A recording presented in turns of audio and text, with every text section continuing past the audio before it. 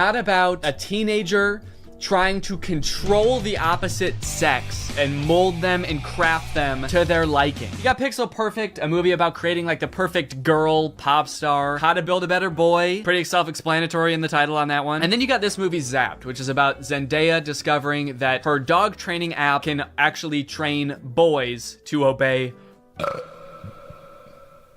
Sorry? It can train boys to obey her every command.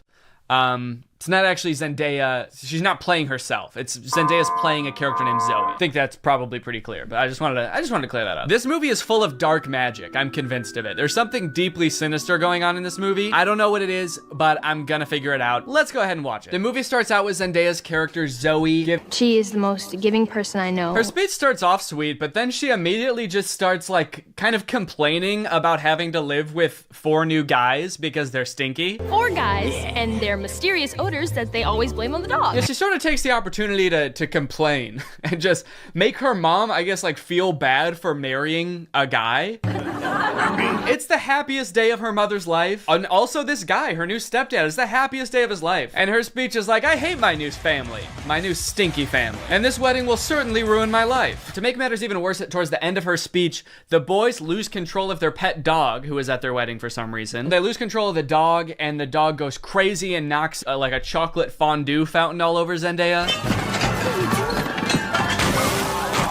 And at this moment, I couldn't help but remember that Zendaya's character in Euphoria is supposed to be the same age as Zendaya's character in this movie, and their lives are drastically different. Throughout this movie, you will find that the characters are like super weird. They're like caricatures of people that don't exist in real life. And to show how much it's gonna suck really living with the boys, the writers of this movie decided to have the next day start with, in Disney movies, there's always like the distinct cliques, like there's the popular crowd, and then there's like the stoners, but they never say stoners in the Disney movie. They're just kind of like, these are like the kids who wear jean jackets. This movie has the most insane high school posses ever. You got the skateboard boys. Okay, that's pretty normal. The next group she sees are the shirtless workout boys. And then just the straight up stinky boys, where the only like defining characteristic is that they're dirty, flea-ridden, smelly boys. You can hear like flies flying around them. What clique is this supposed to be in high school? And then there's the popular group, one of whom is also pretty stinky himself, actually. Oh. The movie sort of writes this off as like, well, this is just something boys do, you know? New school, you gotta kind of accept what boys come with it, you know? Boys will be boys. No, that is actually not what boys do. That is something that just one very specific boy does. It's me, I'm Trip. And he needs to be stopped. I cannot remember a single moment in high school where a boy walked up to a girl, let alone like the new girl who's already like scared and doesn't know anyone and is like, hey, I'm gonna fart in your face now. Welcome to the school, smell my ass.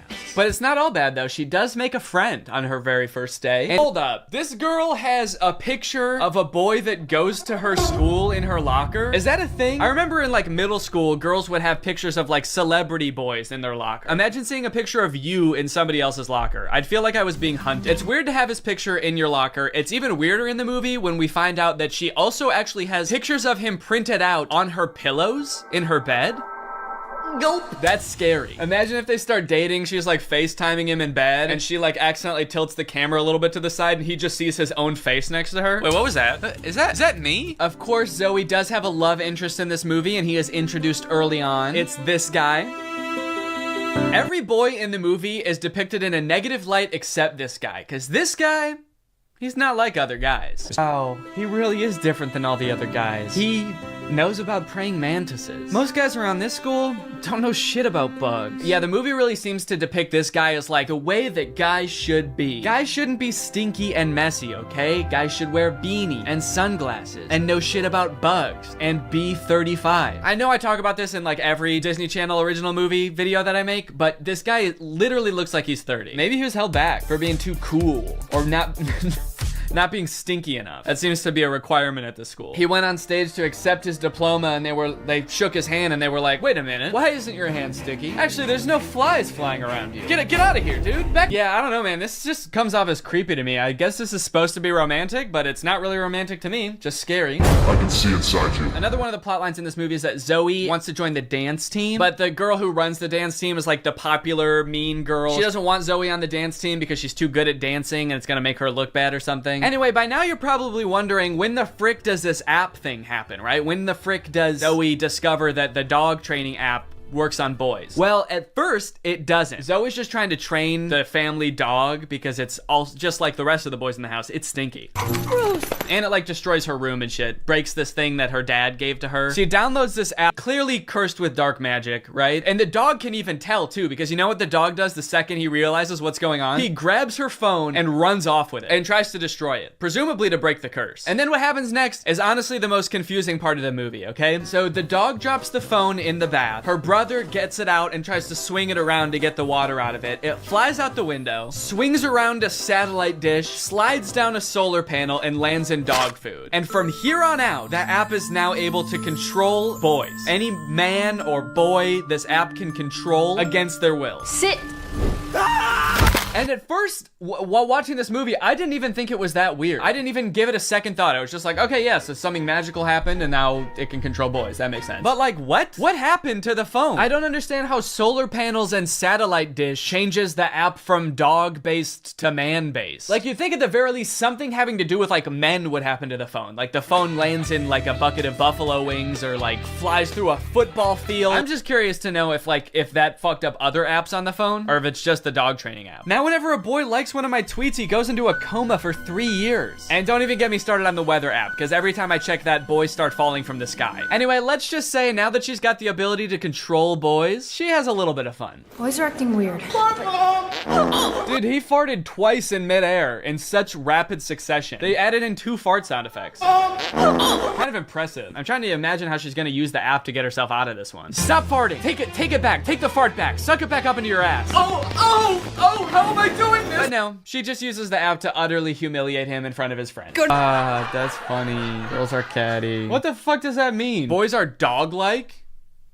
What the hell? I mean, I guess in this universe, they kind of are. They're like flea-ridden, mangy boys. Why do we smell like we smell? So pretty much like the majority of this movie is just Zoe using the app to like get what she wants and make all the boys at the school act exactly how she wants them to. She turns the skater boys into gentlemen. She goes up to the nerdy gamer kids and tells them to like go do yoga instead of playing video games. Let's go do some yoga. And her brothers, dude, don't even get me started on what she does to her poor brothers. I'm taking the brothers' side, all right? They did nothing wrong. Her poor brothers were just living their lives until Zoe moved in and tries to fix them. Be clean. Holy moly, it's filthy in here. Her messy brother, she tells to be more clean, which turns him into this like hyper-hygienic husk of his former self. I need a sponge and soap and paper towels and a power washer. For the rest of the movie, he's literally he's scrubbing everything frantically in a panic. Anytime there's a mess, he's like, I gotta clean it up. She tells the gross cooking boy to cook less gross stuff. Start making less gross food. So he's like cooking 5-star meals for the rest of the movie. And then the oldest brother, she tells him to be more focused. Boy is just like focused on inanimate objects for the rest of the movie. He's just like staring at a lamp or at the basketball net. She turns her own family into like mindless zombies. And she's like, this is better. This is nice. It's creepy, dude. It's eerie, this movie. In all honesty, dude, this show walked so that WandaVision could run. This is basically WandaVision. In fact, since they're both owned by Disney, I wouldn't be surprised if this was in the same universe. This is like a prequel to WandaVision. This is where she gets the idea. It's kind of funny how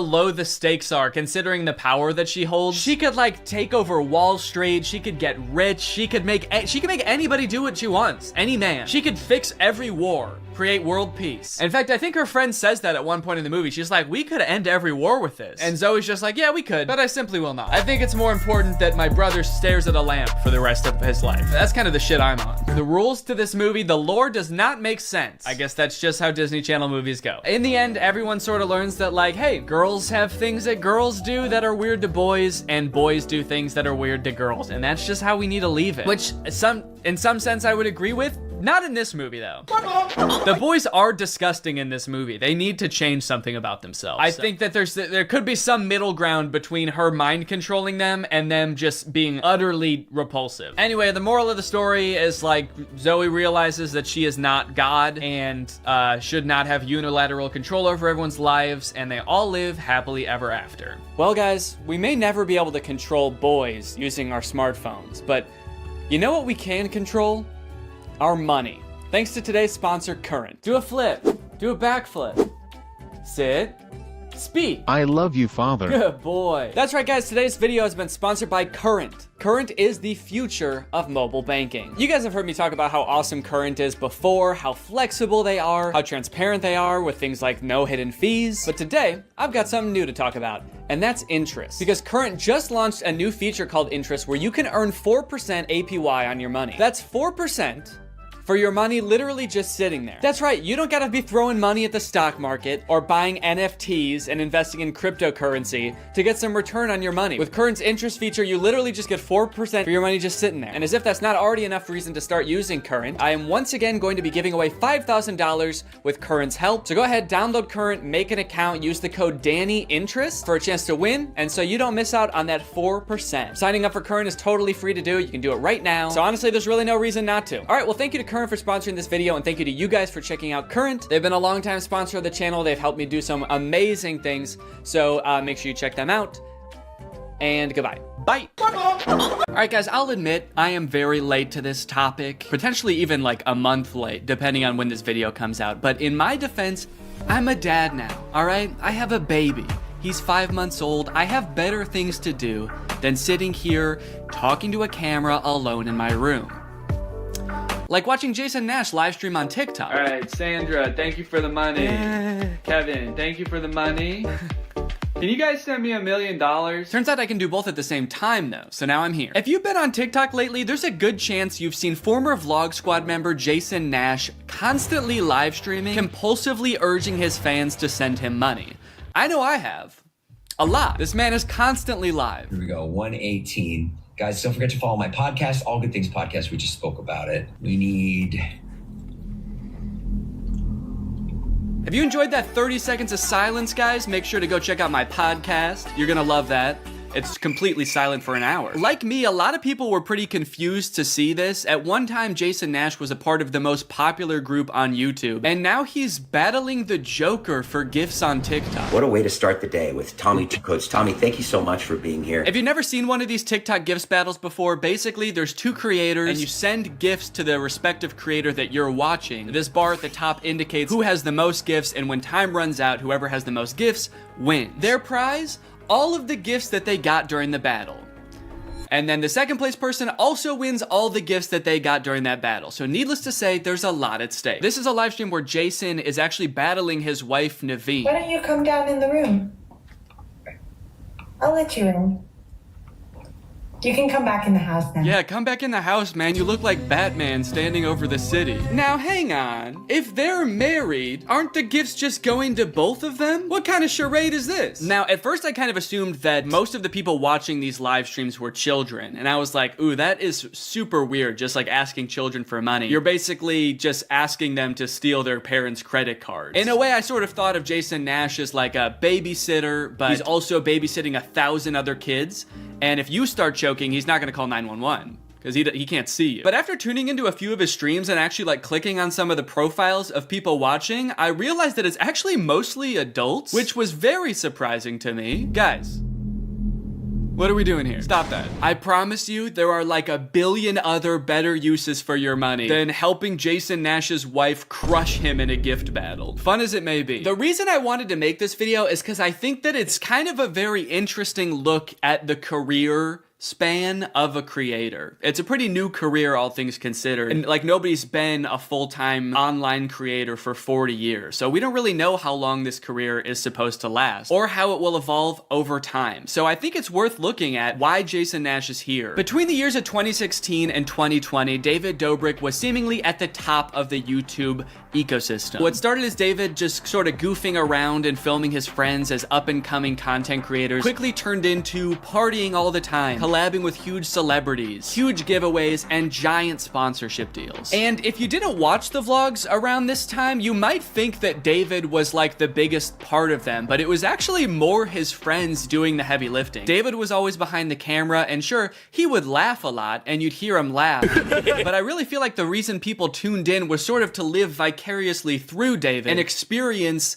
the goofiness that was all of his friends. So while all of the vlogs were on David's channel and David was inevitably the most popular member of the vlog squad, I really feel like he owes most of his success to his friend group. But it was a fun time. I watched a lot of the vlogs back in the day and I really enjoyed them. It felt like you were a part of this friend group. And in a lot of ways, you were like the members of the vlog squad, because like the members of the vlog squad, you also were not getting paid for your appearances in the videos, which is something that I always found kind of weird. David's friends never got any sort of payment. Their only payment was in exposure. And so what kind of ended up happening was, because everybody else around David wanted to launch their careers off of David's vlogs, they all started vlogging too. But because they would always be hanging out together, all of their vlogs seemed to be just like the same situation from a bunch of different angles, and everybody was holding vlog cameras. It got pretty out of hand for a while there. Eventually though, during the pandemic, a bunch of stuff happened that caused David to take a step back from vlogging. Mainly a bunch of scary accusations about one of his best friends, Dom, and also him almost killing one of his other best friends, Jeff Wittick, by slamming him into the side of an excavator. After losing a bunch of followers and probably more importantly a bunch of sponsors, David posted an apology saying he was gonna do better. He said he was gonna take steps to make sure his vlogs were a safer environment for the people in them. And I want to be able to have a place of checks and balances. I want to have HR. If he had to choose between quitting vlogging or doing it safer with an HR team, he was gonna do that. And then he quit vlogging. Currently, David is still presumably very rich. The only place he really posts is on Snapchat, and from what I can tell, he mostly just goes around and tours really expensive houses and parties a lot. He doesn't seem to have any ambitions of creating more content on YouTube. In a lot of ways, he's sort of like the Great Gatsby of social media now. But without David sort of manning the ship that was the vlog squad, a lot of the other members basically had to figure out other avenues and other ways to make money and maintain their following after the vlog ended. Zane and Heath have a pretty successful podcast now, so does Jeff Wittick. Carly and Aaron, I believe, have a podcast too. But I feel like Jason Nash out of the entire group is having the most trouble adjusting to the post-vlog era. He has a podcast, but it's definitely not getting the same numbers that his podcast with David did, views, back in the day, which David also quit. Despite them, I think, getting a bunch of really great offers that would have changed Jason's life, David decided to quit because he didn't want to do that anymore. He wanted to be the Great Gatsby. So Jason has now been left to fend for himself, and it seems like TikTok gift streaming is what he has turned to. You excited to go to dinner?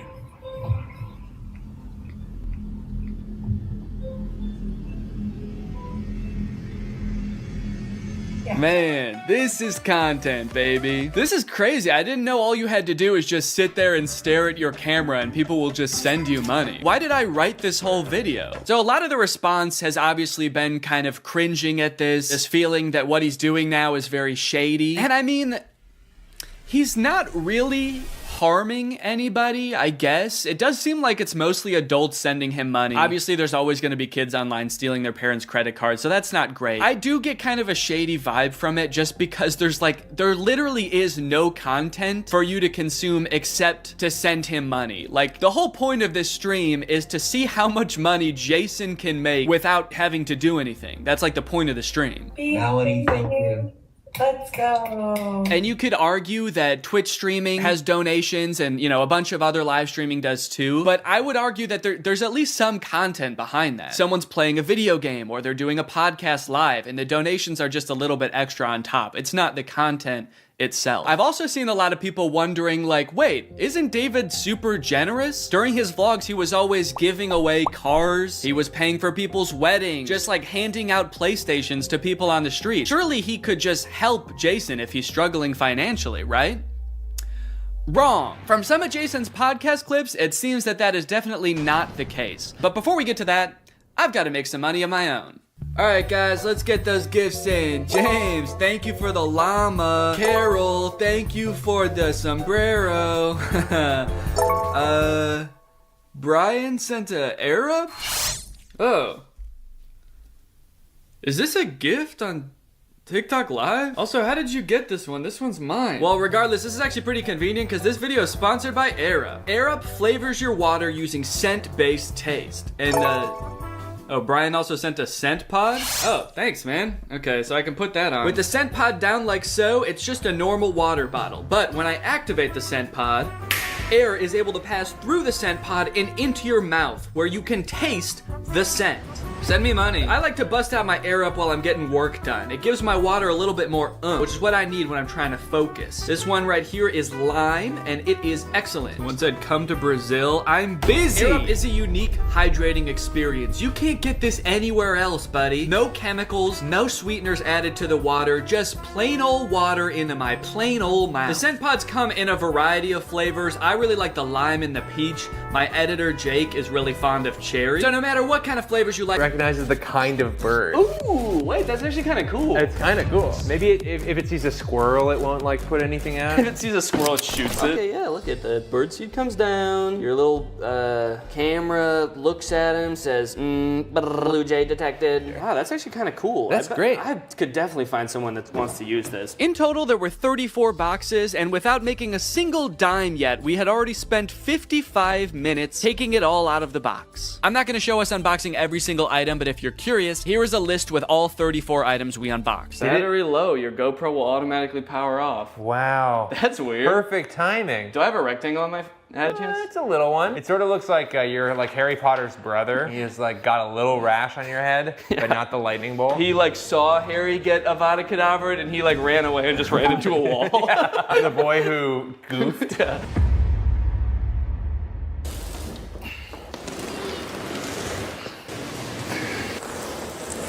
That thing is heavy as hell. I want to get this stuff listed on Facebook Marketplace as fast as possible, so I'm gonna take inventory of everything in this box, look it up on Amazon, and find out how much it costed. That way I can list it on Facebook Marketplace for a fair price. And this will be really interesting to see because this box cost $340. So once I tally everything up, I can see how much I can potentially make off of all of this. Never had to think about how to properly photograph a toilet seat before. I don't know what people who are buying this thing are looking for. Like what's the best angle for this thing? You need to know how big the hole is for scale. I can put my hand there. Once I got everything inventoried, the next thing I had to do is actually figure out how much everything is worth. It was actually really interesting to see what the most expensive items on here were, what the cheapest items on here were. The cheapest thing was the USB clip-on fan, and the most expensive thing was that cream and gray rug, which was $140. A couple of the items, I didn't even know what they were when I opened them, and searching around on Amazon, I was actually able to figure it out. So now I can actually list it on Facebook and not just be like, this is I don't know what this is. It's a piece of wood with a handle. The thing I'm referring to right there, I thought was a cabinet door. Oh, is this a cabinet door? But is actually some kind of stovetop cover. It's a piece of wood that you put on top of your stove when you're not using it. That way you have extra counter space. Seems a little bit dangerous, maybe. I don't know why they made it out of wood. That seems like maybe the exact wrong material to make it out of. Oh, the vertical tents, the standy-uppy tents,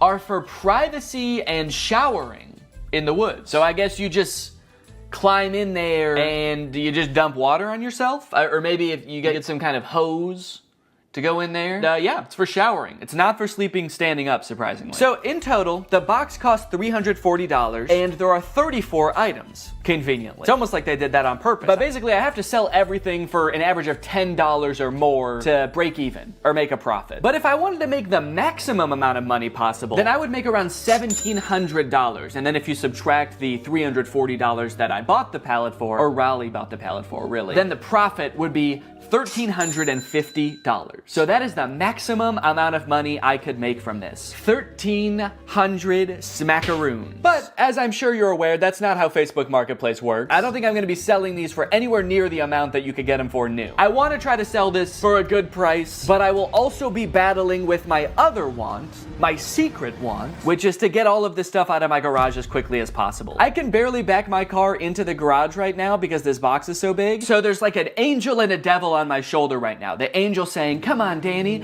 let's make a profit. And the devil is saying, get that fucking box out of the car. I don't want it anymore. We don't need the box. Just drive the whole thing to Goodwill. They can figure out what to do with it there. And then I also, guess I also have to make sure some of this stuff works. I mean, there are electronics in here. Chainsaw, leaf blower toy, there's a Keurig, there's a vacuum. So it could be time for a product review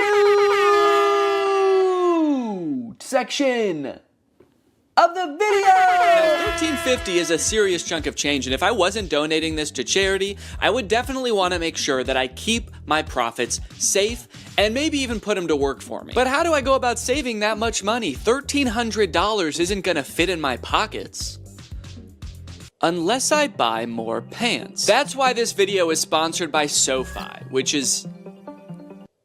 Oh, it's not pants. Okay. SoFi is a next-gen finance app, and they're gonna help you bank, borrow, and invest all in one place. And I bet you can guess where that place is. It's in the app. But don't just take my word for it. Listen to me in a suit. Having a child is awesome, but it is quite expensive, so when I'm not using my money, I like to make sure it's working for me and not just sitting there, which is why I love SoFi. With SoFi checking and savings, I can earn more money on my money. With direct deposit, I can earn 9 times the national savings rate. For those of you who are new to high-yield savings accounts, don't worry. Daddy's gonna walk you through it. It's basically an account that makes your money work harder for you by giving you something back in interest. Your typical savings account at your local bank earns you about 0.45% interest. Yeah, sorry big banks, that's not gonna cut it, because with my SoFi high yield savings account, I can earn more in 6 weeks than I would in an entire year in a big bank savings account. With SoFi checking and savings, you get paid up to 2 days early, pay no account fees, and can earn up to $300 when you sign up for direct deposit. So if you want to sign up, just click the link in the description or scan this QR code. It's made just for me to show you. Thanks to SoFi for sponsoring this video, and thank you to you guys for checking out SoFi. Let's go ahead and pop some batteries in these. Hey, and this way, whoever buys these is gonna get free batteries as well, which I don't think they came with. So I'm actually sort of performing a service here. I should charge people more than the Amazon list. And that's what makes me such a business-minded guy. Time for the moment of truth. Hedge trimmers.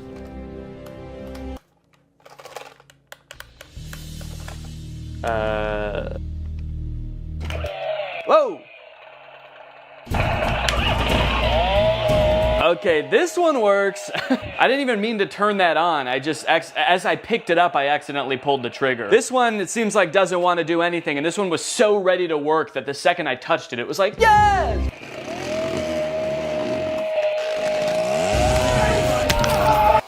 There we go. Ooh, and it blows. Okay, well, we got 2 out of the 3. And if someone buys these, I can just ask them if they want that one, even if it doesn't work. Next up, this clip-on fan. It's actually rechargeable, so there's a USB-C here. And let's see if it has any power right now. Oh.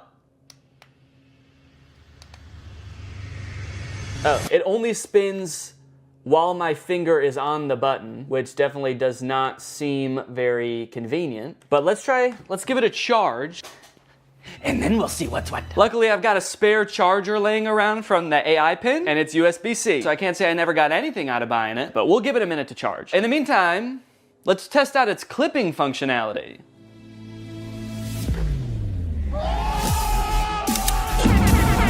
Hell yeah. Up next, oh no, golly. Is that really what I say when something surprising happens? Did I say, ooh, no, golly? No, golly! Having a child has turned my language all topsy-turvy. A few months ago, I definitely would have just said like, oh, fucking shit, as that thing fell over, you know, because I'm a cool guy, I swear. Okay, so this is the Keurig. Water. And now let's see if it'll just make me a hot cup of water. Guess I'll just do 8 fluid ounces here. Go. Does it know there's not a cup in here? Go! Why isn't it going? A Keurig starts going right away, right? You press it and it just starts going like... In my experience, every time I've used a Keurig, you press it and it goes right away. Okay, maybe it knows there's not a cup in here and it's mad about that. All right, let me see if I have a Keurig cup laying around. Found one. Maybe I have to put a mug here. Maybe it won't start unless it detects. Does it have mug detection technology?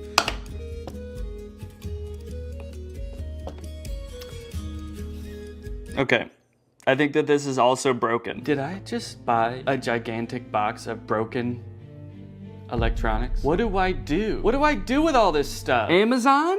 I'm demanding you contact me to take all this stuff back and fix it and sell it again. I don't know how to fix a Keurig. I don't have the resources for that. Damn, dude. Golly. What did I say before? Oh no, golly.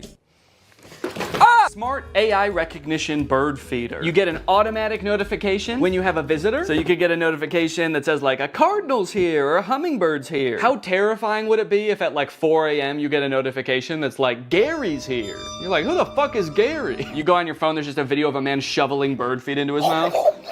Thanks. I'm the CEO of this company. It tells me where all of them are, and I eat bird seed. Seat for the birds to hang out? Neat. Why doesn't this come with instructions? Okay, I have to scan the QR code to download the Bird Lover app from iOS or Android. Okay, so maybe the instructions will be on there. Bird Lover feeder. Bird Lover feeder? Shouldn't it just be a bird feeder? Starting to think a human being is actually gonna show up. Little old lady. Thank you for setting this up, young man. I love birds. And I'm so hungry. And now? Oh! I wonder what this little thing is here. That's the camera lens. And then what is this? Is it a big speaker? Play soothing noises for the birds. Soothing noises. Metro Boomin. Yo! Okay, look it. Oh, what kind of bird has showed up to the bird feeder today? Danny Bird. Okay, can I take a picture?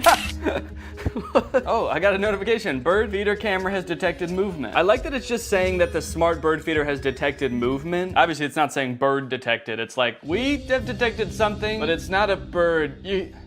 You should probably just look for yourself to see. You're not gonna believe us if we tell you. It works! Man, I was worried about this one, because I actually feel like this thing's pretty cool, and I wanted it to work really bad, so why did someone return it then? That's the question. So many stories behind these boxes, you know? What happened in this person's life between when they ordered the AI bird feeder and when they returned the AI bird feeder? They suddenly started hating birds? Okay, surely by now the clip-on fan is charged, right? Let's take a look.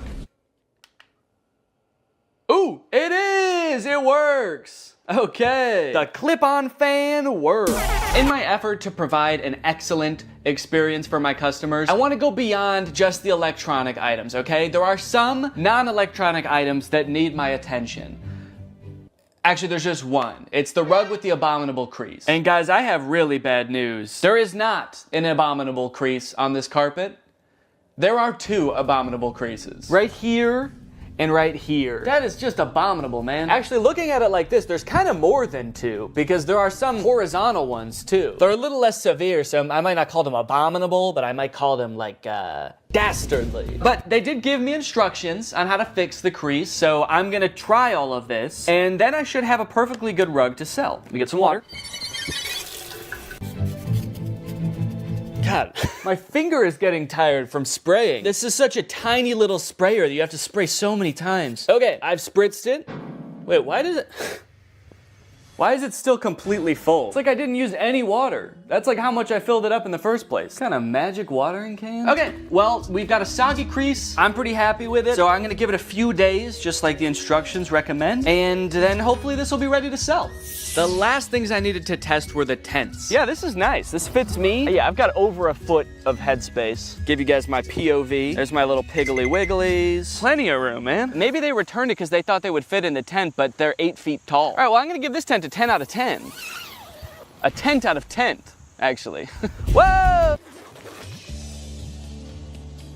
Hi. So this is definitely some kind of privacy tent. I guess maybe for changing and stuff, if you're on a camp out with the boys and you're all sharing a tent and you don't want the boys to see your bare butthole when you're changing, then you get one of these set up and now you can go in here just like this, and now you can't even tell that my butthole's out. Okay, here's what it looks like inside the tent. I don't know, I've done a decent amount of camping in my day and I've never felt the need to have one of these vertical tents. I'm gonna have to give it, honestly, I'm gonna give it like a 4. It does what it's supposed to do, but I don't know why it does what it's supposed to do. So, yeah, oop. You know, being in this one when that happens would probably be scary. You're standing in there, you got your willy out, then it just blows away. All the boys are sitting around the campfire and suddenly you're just like, oh, I got the tent so this wouldn't happen. This last tent I was very confused about as I was putting it together. It's completely transparent, but has no ventilation. My suspicion was right that there is no ventilation in here. I mean, at least not without opening these windows. There are windows. Okay, so let me close this up and now we'll just sit for a second. We'll see. Well, okay, hang on. This is not even big enough to sleep in, actually, now that I'm thinking about it. No, it's not big enough at all. This must not be a camping tent. This is Must not be for sleeping. What other, is this, oh, maybe this tent is like to keep you warm because it is insanely hot in here. That's why I say that. So, yeah, I guess there's like no problems. Oh, there's sand in here. What the hell? Look at, there's sand all over here and dirt on the inside. Okay, someone for sure used this. Despite being a little worn, it does the job, so I gave it an 8 out of 10. After all of that testing and reviewing, I was finally able to get everything up and listed on Facebook Marketplace, and a few days later, I got a message. It was Barbara, and she wanted my pet gate. Hello, how are you? Sorry I'm late. Oh, that's okay. Since I didn't want to give 34 strangers my address, I decided I would meet each customer at a nearby grocery store. Well, let me show you the gate. I have 2 little Yorkies. Oh, cute. Yay! Yay! And the next day, I met Irene to give her my landscaping lights. Hello, Irene. Oh, sorry, did I scare you? I 1000% did scare her. She screamed and jumped when I said her name, but that didn't matter because I had just made $23. Just about every day I was heading off to the grocery store parking lot to meet with yet another potential customer. I felt like I had the foundations of a real small business on my hands. Another day, another drive to the grocery store parking lot. Goodbye, sweet and sour chicken box. Goodbye. I was spending a decent amount of time driving to and from the grocery store and waiting at the grocery store, but that didn't really matter because I was making money, baby. I don't have the money, he paid me on Zelle. Alright, we're a few days in now. How are things looking? I don't know if my listings just took a while to get into Facebook's algorithm or something, but they weren't getting any interest for the first couple days. But then suddenly, on the second or third day, I started getting a ton of messages.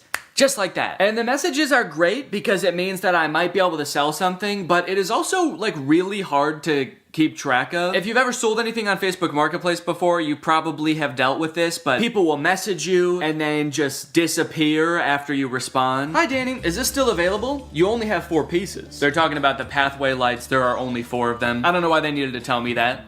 I know that. Don't shame me for how many pieces I have. Yes, are you interested? Yes, it's 4. And then they just completely ghosted me. They just messaged me to insult me. Hi, is this available? Yes, it is. Do you want it? I guess when you're buying things, you probably have so many options because there's probably, you know, there's a million rugs on Facebook Marketplace. So you don't have to treat one guy selling a rug very well. This person messaged me about the clear chair mat and said, are you ever in downtown Chicago? Even though I have my location listed on the listing, it is not downtown Chicago. I have it listed as pickup only. So I said, no, not really. And then I offered to meet him halfway in 2 different towns and then he just stopped responding. No, sorry, I only want your ridiculously discounted product if you drive all the way to me and hand it to me. I'm not even gonna get out of bed, actually. You can just come in. And if all that wasn't bad enough, the crease is still there. All of them. Yep, this thing's been laying here days now. Probably a week, actually. And the creases haven't gone down a lick. So I'm sorry, but if anyone buys this rug, the crease is gonna become their problem. Alright? I'm not doing the crease. Every time I had a potential new sale on my hands, I had to dig into the box to find the item, which was surprisingly difficult. And I ended up having to use a shovel a few times to dig an item out from the bottom of the box. If I was gonna do this again, I would definitely invest in some other storage system like shelves, which might take up more space, but it would be so much easier to access the items. What really added insult to injury in this case is that the person who was requesting this item actually ghosted me right after I did this. But that's not even the worst part, because I actually have a much bigger concern about this box. And that concern is that the box is perhaps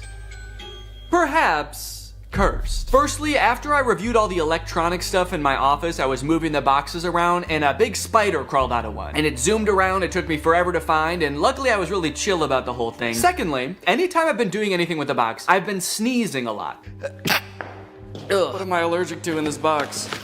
I don't want to know. And then I noticed that later that day, every time I've gone into the box, I have told Laura, I think I have a fever. This is like hours after I'm done using the box, but it's always on days where I did use the box, I just feel feverish. I have body aches, I feel exhausted, so I'm highly allergic to something in the box. I guess dust, although I've never been allergic to dust before. And then the third thing, which is the most concerning thing, a few days ago, I got a bunch of mosquito bites on my body. At least I thought they were mosquito bites at first, because they were just a bunch of itchy bites. But after a few days, they kept getting itchier and itchier, and you'll notice I'm itching one right now. And then they got really red, which doesn't happen to me with mosquito bites. The bite itself got red, and then the whole area around it got red. And they're starting to get better now, but you can still faintly see the redness around this one.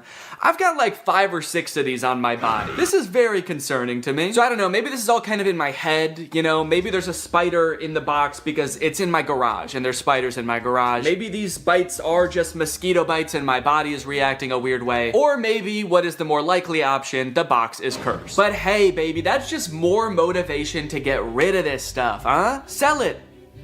Give the curse to someone else. But at the very least, I should be careful when I give people the boxes. I should probably check them all for big spiders and ancient magic before I give it to them. Yep, should be good. Sweet. All right, have a good day. Yeah, no problem. All right, I've just finished up another sale here, and I was just sitting here in the car doing some thinking, and I think I've decided that I don't like this one bit. In terms of side hustles, man, I don't think that this one is it. Look at all of the messages that I've received between today and midday yesterday. So many people that I need to coordinate with, and the chances are, based on all of these messages, I probably won't even sell anything. The ratio of messages I receive to products that I sell is probably like 40 to 1. I've spent so much time messaging people and I've sold 8 things. Out of the 34 things I have, it's been weeks and I've sold 8 things. And then when I do have an actual buyer, it's almost just as annoying to coordinate with them. I had another guy that I was selling something to. We were supposed to meet at 7 p.m. one day, but he messaged me at 5:30 and was like, hey, just to let you know, I'll be there in 20 minutes. I hope you're free. To which I responded, no, sorry, I'm not gonna be free until probably at least 6:45. And then he messaged me when he arrived at 5:50 and said, okay, I'm here. Oh no, I didn't see your message because I was driving. Can you come anyway? But it was all worth it in the end because I sold the desk chair mat for $15. And as he was typing my information into Zelle, he also asked if he could have a discount.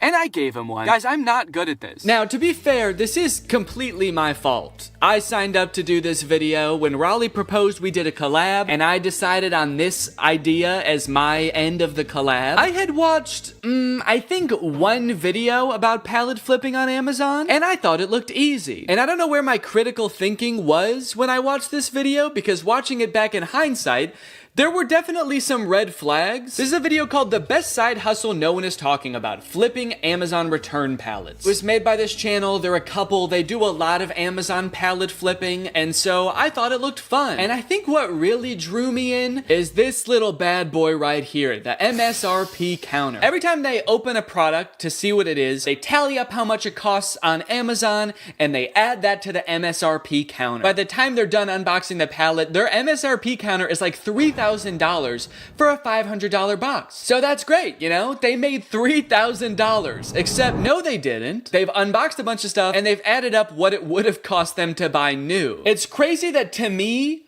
opening a box for something that costs $100 means you made $100. That's how it worked in my brain. But no, of course it doesn't work that way. There's so much work that goes into this. You have to have a salesman brain. I don't have that. I actually think that this side hustle leverages like all of my weaknesses. Selling things, planning ahead, being organized. Those are all parts of my brain that I've always known I'm not good at. I like turning on a camera and making silly YouTube videos. That's the side of my brain that works properly. So what I should have done is maybe watched a couple of videos and then Googled other people's experiences trying to flip Amazon pallets, because then I would have found this. On the flipping subreddit, someone asked, what are your guys' experience with Amazon return pallets? My experience is that Amazon return pallets have ruined my local yard sale ads. Every other yard sale I go to ends up being someone who ordered one of these pallets. Stop watching YouTube videos. 99% of that crap you are watching talking about junk pallets is paid advertisement. You're gonna get broken junk and used dildos while all the good shit was picked out right before they loaded it on the truck. Sounds like this person has been hurt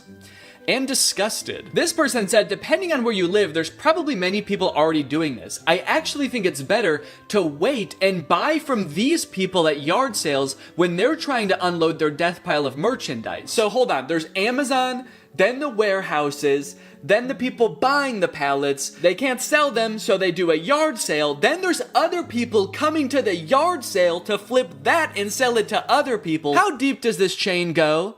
And why do I feel like it somehow all eventually ends up in a landfill anyway? Knowing how many people are doing this and failing is also making it seem like there's no way I can sell all this stuff because obviously there's competition. There's other people probably selling the same stuff and they're probably better at selling than me. They're already 3 steps ahead of me. They're waiting for me to sell it at a garage sale so someone else can buy it and then that person throws it away eventually.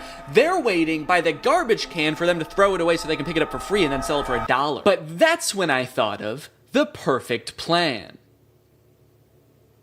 And I actually haven't thought of what the plan is, but I'm just gonna wait until I have thought about it, and then I'm gonna add that in with voiceover. Weeks went by after this. Each day that I would walk into my garage, I would be confronted by a giant box of my own failure. All of my so-called biggest weaknesses staring me in the face and preventing me from backing my car into my garage. Oh, on the plus side, I did learn that the mysterious bites I was getting weren't from the box at all. Apparently, due to the cicada uprising this year, there was also a surge in the population of a microscopic mite called oak leaf itch mites, which feed on cicada eggs and then bite YouTubers in the back of the knee when they're already going through a pretty tough time. I was letting nearly all of my messages go unanswered at this point. I had resigned to not making a profit, which at this point meant I would not be donating to charity. In fact, I would have to steal $180 from charity. I started researching which charities it would be most ethical to steal from when suddenly I remembered something. Something that gave me the idea for the perfect plan. My experience is that Amazon return pallets have ruined my local yard sale ads. All right, this is the beginning of the garage sale long shot.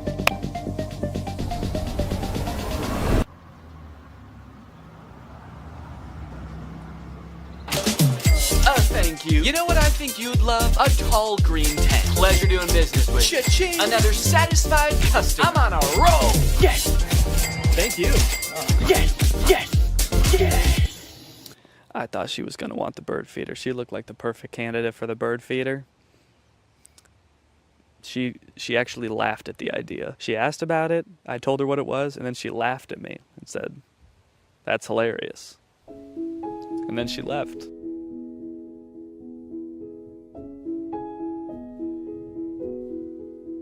Excuse me, are you interested in a big orange tent or a raised toilet seat? Maybe she'll be back later. She's got to go get her purse.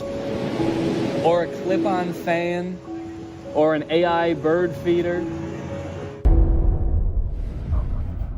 Well, it didn't go as well as I thought it was going to. So that's great. I don't know, man. I had this idea that if I set up a garage sale and had people coming through, I would just be selling item after item, and it would all be gone by the end of the day. But I sold, let's see, 1, 2, 3, 4, 5, 6 items, and I was there for about 6 hours. And I think 2 or 3 of those was just one guy. He bought one thing and then he came back for more because he told his daughter that he met a YouTuber and his daughter knew who I was, so he wanted to buy more stuff for her. So if that hadn't happened, I would have sold even less. As of right now, I have sold $303 worth of products. That means that I'm only like $37 away from breaking even. So if I could just make $37, that would be fantastic. And you might think that's not very much work. That's only, you know, like a couple more things. But guys, I have other things to do. I have other videos to work on. I actually took a break from this for like a month. The garage sale was like a month ago because I had to work on the copycats video. But luckily, I remembered a rule called the 80-20 rule, okay? 20% of your work is gonna yield you 80% of your results. And this rule applies for all sorts of things in life, you know?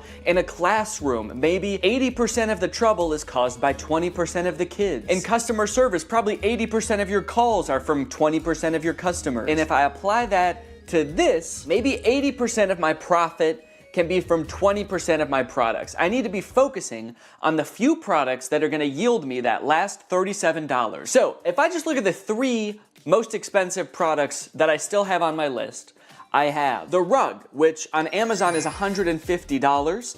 the raised toilet seat, which on Amazon was $80, and the marble toilet seat, which was $90. I need to focus on the stuff that's gonna bring in the big bucks, because I have like 16 or 17 products still listed, and if I am trying to field messages and coordinate with people for all of those products, I'm gonna go insane. So I fished the big rug and the 2 toilet seats out of the box, and unlike last time where I was just hastily taking pictures as quickly as possible, I took some time. I created eye-catching photos to show these products unique features and assure people the toilet seats had never been used. I also took some time to enhance the descriptions and the product listings, and then I also posted them on Craigslist. As for if it worked, well, you're just gonna have to see for yourself. Okay, here I am, back in the parking lot. The woman who is coming to meet me said she just wants to look at the rug.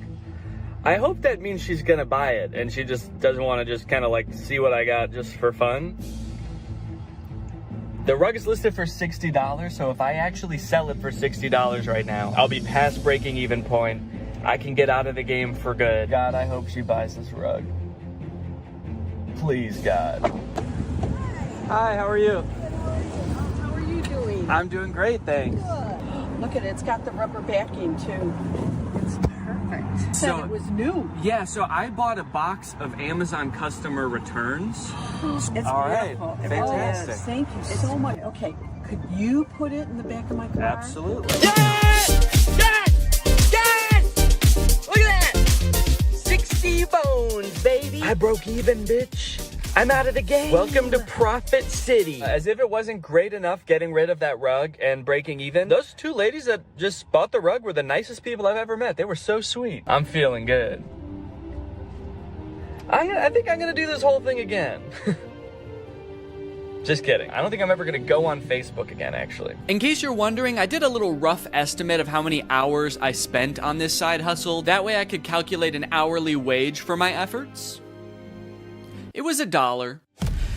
That's right, Raleigh, $23, and all it took me was 4 months. Honestly, bravo. I did not think you were going to be able to make a profit. And just to clarify, you're not counting the cost of delivery into the cost of the box yet, are you? What? Yeah, it was $75 to get the box delivered, so that was on top of the $350 for the box. So technically, you haven't quite broken even yet. Hey, Danny. After breaking even, I felt like I had done what I set out to do. I made a profit, I proved it could be done, and so I called the experiment complete. I let Laura know I wasn't gonna try to sell the rest of the items, and she wasted no time getting rid of everything else so fast. She wanted to use our garage again, man, so she just put everything up on our neighborhood's free cycle group on Facebook and got rid of it all in like a couple of days. I've been working on this video since July, and she got rid of everything in a couple of days, even the stuff that doesn't work. This video is made in collaboration with Climate Town. They came up with the idea and everything, and they actually made an entire video on their channel about the free returns problem. They did a ton of research. They're a lot smarter than me, so if you want more info on free returns, go check out their video. But that brings us to the charity. So I have a profit of $23, or at least I did, until I sold the very last item, the box, to myself. You don't come across a cool big box like this very often. Who knows what I could do with this? I could make it a little fort. So I'm holding onto the box. Unfortunately, I did get a really bad deal on it.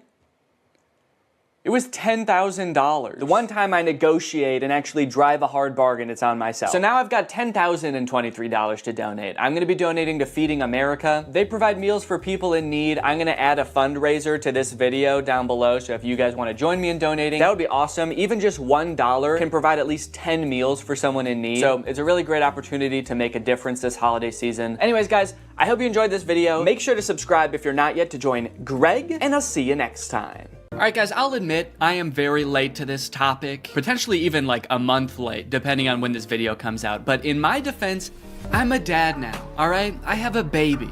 He's 5 months old. I have better things to do than sitting here talking to a camera alone in my room. Like watching Jason Nash live stream on TikTok. Alright, Sandra, thank you for the money. Kevin, thank you for the money. Can you guys send me $1 million? Turns out I can do both at the same time though, so now I'm here. If you've been on TikTok lately, there's a good chance you've seen former Vlog Squad member Jason Nash constantly live streaming, compulsively urging his fans to send him money. I know I have. A lot. This man is constantly live. Here we go, 118. Guys, don't forget to follow my podcast, All Good Things Podcast. We just spoke about it. We need... If you enjoyed that 30 seconds of silence, guys, make sure to go check out my podcast. You're gonna love that. It's completely silent for an hour. Like me, a lot of people were pretty confused to see this. At one time, Jason Nash was a part of the most popular group on YouTube, and now he's battling the Joker for gifts on TikTok. What a way to start the day with Tommy Coach. Tommy, thank you so much for being here. If you've never seen one of these TikTok gifts battles before, basically there's two creators and you send gifts to the respective creator that you're watching. This bar at the top indicates who has the most gifts, and when time runs out, whoever has the most gifts wins. Their prize? All of the gifts that they got during the battle. And then the second place person also wins all the gifts that they got during that battle. So needless to say, there's a lot at stake. This is a live stream where Jason is actually battling his wife, Naveen. Why don't you come down in the room? I'll let you in. You can come back in the house now. Yeah, come back in the house, man. You look like Batman standing over the city. Now, hang on. If they're married, aren't the gifts just going to both of them? What kind of charade is this? Now, at first I kind of assumed that most of the people watching these live streams were children. And I was like, ooh, that is super weird, just like asking children for money. You're basically just asking them to steal their parents' credit cards. In a way, I sort of thought of Jason Nash as like a babysitter, but he's also babysitting 1,000 other kids. And if you start choking, he's not gonna call 911 because he can't see you. But after tuning into a few of his streams and actually like clicking on some of the profiles of people watching, I realized that it's actually mostly adults, which was very surprising to me. Guys, what are we doing here? Stop that. I promise you there are like 1 billion other better uses for your money than helping Jason Nash's wife crush him in a gift battle. Fun as it may be. The reason I wanted to make this video is because I think that it's kind of a very interesting look at the career span of a creator. It's a pretty new career, all things considered. And like nobody's been a full-time online creator for 40 years. So we don't really know how long this career is supposed to last or how it will evolve over time. So I think it's worth looking at why Jason Nash is here. Between the years of 2016 and 2020, David Dobrik was seemingly at the top of the YouTube ecosystem. What started as David just sort of goofing around and filming his friends as up-and-coming content creators quickly turned into partying all the time, collabing with huge celebrities, huge giveaways, and giant sponsorship deals. And if you didn't watch the vlogs around this time, you might think that David was like the biggest part of them, but it was actually more his friends doing the heavy lifting. David was always behind the camera, and sure, he would laugh a lot, and you'd hear him laugh, but I really feel like the reason people tuned in was sort of to live vicariously through David and experience the goofiness that was all of his friends. So while all of the vlogs were on David's channel and David was inevitably the most popular member of the Vlog Squad, I really feel like he owes most of his success to his friend group. But it was a fun time. I watched a lot of the vlogs back in the day and I really enjoyed them. It felt like you were a part of this friend group. And in a lot of ways, you were like the members of the Vlog Squad because like the members of the Vlog Squad, you also were not getting paid for your appearances in the videos, which is something that I always found kind of weird. David's friends never got any sort of payment. Their only payment was in exposure. And so what kind of ended up happening was because everybody else around David wanted to launch their careers off of David's vlogs, they all started vlogging too. But because they would always be hanging out together, all of their vlogs seemed to be just like the same situation from a bunch of different angles and everybody was holding vlog cameras. It got pretty out of hand for a while there. Eventually though, during the pandemic, a bunch of stuff happened that caused David to take a step back from vlogging. Mainly a bunch of scary accusations about one of his best friends, Dom, and also him almost killing one of his other best friends, Jeff Wittick, by slamming him into the side of an excavator. After losing a bunch of followers and probably more importantly, a bunch of sponsors, David posted an apology saying he was gonna do better. He said he was gonna take steps to make sure his vlogs were a safer environment for the people in them. And I want to be able to have a place of checks and balances. I want to have HR. If he had to choose between quitting vlogging or doing it safer with an HR team, he was gonna do that. And then he quit vlogging. Currently, David is still presumably very rich. The only place he really posts is on Snapchat, and from what I can tell, he mostly just goes around and tours really expensive houses and parties a lot. He doesn't seem to have any ambitions of creating more content on YouTube. In a lot of ways, he's sort of like the Great Gatsby of social media now. But without David sort of manning the ship that was the Vlog Squad, a lot of the other members basically had to figure out other avenues and other ways to make money and maintain their following after the vlog ended. Zane and Heath have a pretty successful podcast now, so does Jeff Wittick. Carly and Aaron, I believe, have a podcast too. But I feel like Jason Nash, out of the entire group, is having the most trouble adjusting to the post-vlog era. He has a podcast, but it's definitely not getting the same numbers that his podcast with David did, views, back in the day, which David also quit. Despite them, I think, getting a bunch of really great offers that would have changed Jason's life, David decided to quit because he didn't want to do that anymore. He wanted to be the Great Gatsby. So Jason has now been left to fend for himself, and it seems like TikTok gift streaming is what he has turned to. You excited to go to dinner?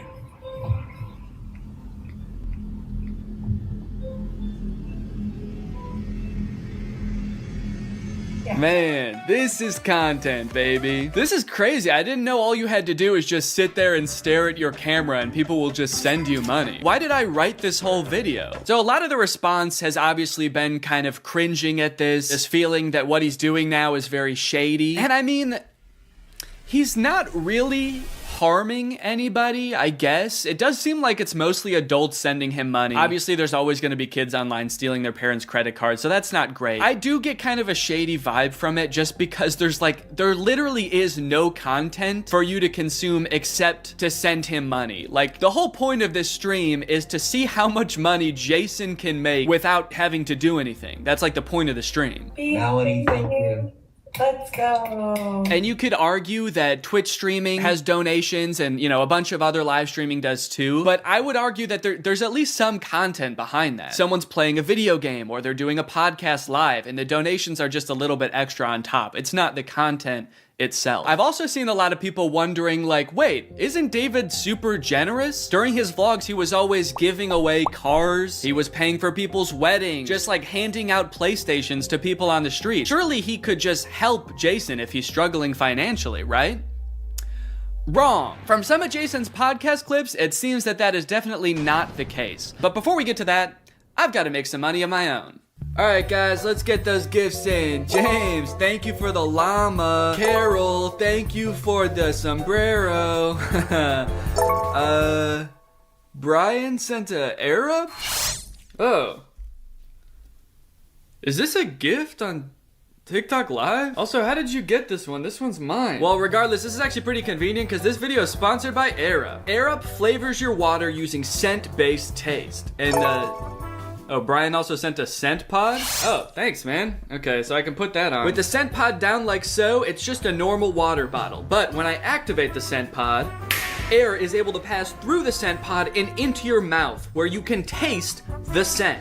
Send me money. I like to bust out my air up while I'm getting work done. It gives my water a little bit more which is what I need when I'm trying to focus. This one right here is lime, and it is excellent. Someone said, come to Brazil. I'm busy. Air up is a unique hydrating experience. You can't get this anywhere else, buddy. No chemicals, no sweeteners added to the water, just plain old water into my plain old mouth. The scent pods come in a variety of flavors. I really like the lime and the peach. My editor, Jake, is really fond of cherry. So no matter what kind of flavors you like, there's bound to be a couple for you. You want to spice up your hydration experience, click the link in the description, get yourself an Air Up, get yourself some scent pods, put your mouth on the nozzle, and suck away. You look really tired today. That is mean. Thank you to Air Up for sponsoring this video, and thank you to you guys for checking out Air Up.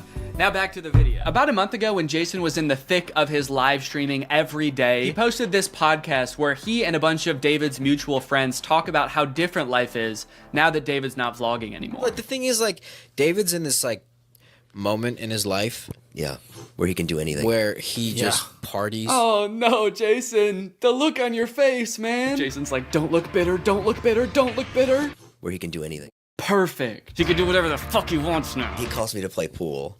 And I'm like, I gotta go live, and I don't expect him to understand that. You don't expect him to understand that you have to work to make money? You know he did that too, right? I wouldn't expect him to understand that, man. He hasn't had to work in, gosh, what is it, 2 years now? I hate to say it, Jason, I think he gets it. I just don't think he cares. Like, I'll say things like, I'm losing my house, and he'll be like, oh, but just go play pool. I just don't think he cares. Dude, Jason, haven't you learned anything from being friends with a popular YouTuber? You just told him you might lose your house, and he invites you over. You think he really wants to play pool? Dude, he's probably gonna Mr. Beast you. He's probably inviting you over so he can, like, surprise you with a new house. He might make you do Squid Games for it, but you have a chance to win a new house. Maybe he'll give you a new car. Or, you know, surprise you with his new car like he did that one time. My surprise to you is that I'm buying myself a car. I know, right? That was cool. I will say it is interesting that David seemingly stopped doing the extravagant giveaways once he stopped doing the vlog. I wonder what the correlation there is. That's kind of weird. There was a great TikTok that he sent, which was like some guy. It's just the guy that has like a lot of money and can do anything all day. He's like, oh, Diplo's having a party tonight, and like it's literally like things that David has said. David sent Jason a TikTok of a rich, out of touch guy being like, oh my god, dude, this is so me. Dude, look at this TikTok. This is so me. That moment when you're rich and you're partying with Diplo and you're talking about how much you hate Jason Nash and how poor Jason Nash is. Guys, comment below if you found this relatable. But if you think about it, though, from 18 to like what, 23, 24. Oh, he was hitting it. He never drank. I don't think he ever drank. Even when we would visit him, we'd be up till like midnight, just like watching the edits, just like. Wow, he worked hard for 5 years? Let the man party, dude. Please do not burden David's poor gentle soul with your financial woes. Just let the man play pool and play with him, for God's sake. I mean, look, I don't doubt that he worked hard. The dude posted 3 vlogs a week. I'm sure it was a lot of hard work, but you know who also worked hard? Everybody in his vlogs. I mean, that dude just said it himself. They all stayed up with him until midnight watching the edits to make sure they were good. This was a group endeavor. And I know what people say. They say like, well, David gave them the opportunities, you know? He didn't have to make them famous. Yeah, he kind of did. That was like the whole point of his vlogs, was his friends. David wasn't just making them famous because he was a good, generous guy. He was doing it because that's what was working. They made him famous as much as he made them famous. Now it's like the complete opposite. Everyone's like working, and here's him just like, hey, what are you doing tonight? And it's like a Tuesday night. Everyone's working. Yeah, man, that is kind of a crazy switch. Whereas before, David was working and everyone was helping him. Now everyone else is working, so naturally David is partying with Diplo. Naturally, a lot of the conversation around Jason's live streams has revolved around the confusion as to why he wouldn't just get like a normal job if he was strapped for cash, or if like the social media thing wasn't working out. Can someone make Jason Nash a fucking DoorDash account? People are wondering, why is he pursuing this career that is like universally seen as embarrassing or cringe, rather than just getting a 9-to-5? And I totally get that criticism, because I do love being a creator. I love getting to be my own boss. I love being creative on a daily basis, working with people that I'm really inspired by, entertaining people. But if this exact version of being a creator stopped being feasible, would I start doing gift streams on TikTok? Hell no. And not even necessarily because it's like embarrassing or cringe. It's just that like what I enjoy about being a creator, that does not accomplish. There's no being creative. There's no entertaining people. At a certain point, you like strip out all of the fun parts of the career and you just have only the most superficial parts of it left. Just money and fame. So no, if like this YouTube channel didn't work out anymore, there's a billion other things I would rather do that would be more enticing to me than like gift streaming on Twitch. But maybe Jason likes it. He doesn't look like he does, but maybe he does. On the other hand, I could say that Jason is also older. He's lived a lot more life, he's had a lot more experience, and his career in the entertainment industry has gone through a lot more ups and downs than mine has. From what I can tell, Jason has been a stand-up comedian, he's been in TV shows, he's been a podcaster, a Viner, and a Vlog Squad member, and now a TikTok live gift battler. Between all of those seasons of his life, I'm sure there was downtime where he could have thought, oh, maybe this isn't for me, I'm gonna get up and go get a normal job. And then, lo and behold, the next opportunity comes along. long. So in some sense, I do understand if Jason's mentality is like, maybe I'm just gonna do this for a little while until I get my next thing off the ground. And I know that when I started Vine, people said the same thing to me. They're like, what are you doing? Why are you doing Vine?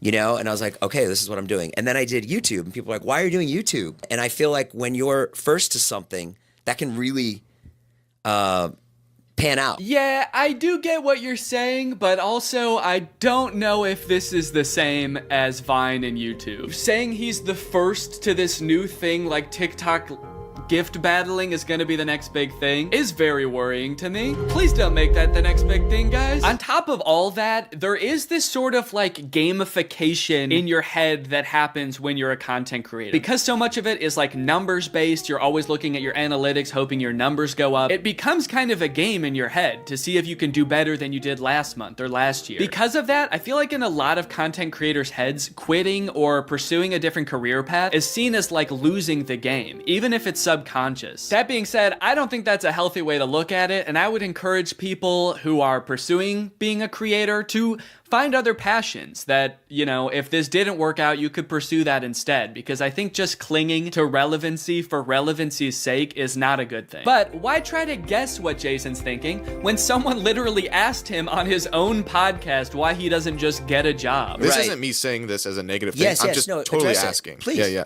Why don't I get a real job? No, I know why you do it. Yeah. But like... No, man, I know why you do it. It's pretty clear to me.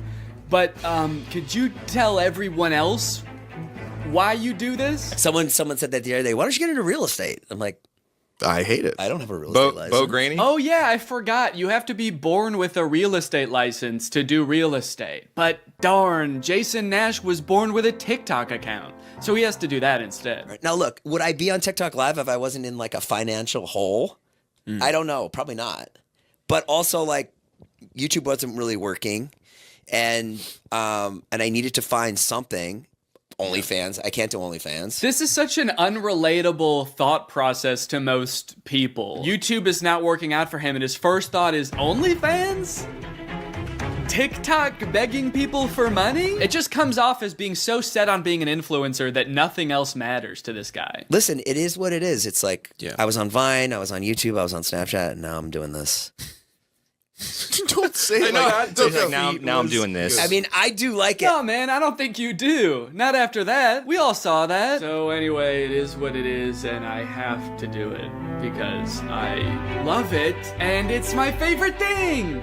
Phew, that was close. Hey, we can hear you. What? You said that was close out loud. Oh no! Do you ever think about going to DoorDash or to like a?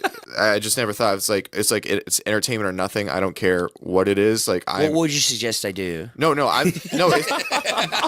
It's just that we get a job at Lululemon. From what I can gather from this clip and the way they're laughing about the prospect of being a DoorDash driver or working at Lululemon, those jobs are not even on the table for Jason. I don't know his personal finances, but Jason lives in LA, he owns a house, he has kids, he has a wife. So I feel like when he's saying things like, I don't have any other skills, what he's really saying is, I don't have any other skills that would allow me to live the exact same life that I'm currently living. And honestly, I could understand if he really does like the TikTok live streaming thing, but don't laugh at other jobs like Lululemon or DoorDash like you're so above doing them, yet you're on TikTok literally asking people for money. And I do totally get that Jason has kids that he has to support, that I'm totally empathetic to that situation. It is kind of ironic that his solution to that is to ask other people's kids for money online, but that's neither here nor there. This whole situation kind of reminds me of this TikTok I saw about a month ago. My Roman Empire is all of those influencers who dropped out of college or quit their jobs, moved to LA, then became irrelevant. Like, where did they go? What are they doing now? One interesting thing that I don't know if a lot of people know is that I feel like a lot of creators who get into this situation can actually leverage some of the connections they make while they're relevant and some of the skills that they've learned to get jobs at like marketing agencies, talent agencies, social media companies, or working for other creators behind the scenes. There's actually a lot of opportunities out there, which I would know because my first job out of college was working for a YouTube MCN. While I was still on Vine, I graduated college and I was worried that that wasn't going to be a stable career, so I actually got a job working at an MCN. And then I also worked at the YouTube channel Corridor for a while before my YouTube channel took off. So just throwing that out there, there are other career opportunities where you get to be involved in the creator space, even writing or acting, stuff like that. But it doesn't have to be your operation. You can just get a stable job. All right, it's time to talk about David again. While everyone was making fun of Jason for doing the TikTok live streaming thing, David paid him a visit on Snapchat. Dude, you're kind of becoming a legend on TikTok now. I know. Not in a good way. Yeah, but I think it's fun. No, man, this is a great look. This is awesome. Multi-millionaire visits former unpaid employee wearing a crown to make fun of his new job. David, do you know why, perchance, Jason has to do the TikTok live streaming? Have you thought about that at all? During your long nights of playing pool? Bye, guys. Thanks for having us over in your little hobbit home. And make fun of his house before you leave? Check. Great job. Now, with all of this talk about David and Jason, I just want to make it clear, do not go and send any hate to these people in real life, especially Jason. Jason actually got swatted mid-live during one of his streams a few weeks ago, which is obviously horrible. Anybody else inside? No. Okay, hold on. Let's get it together and then...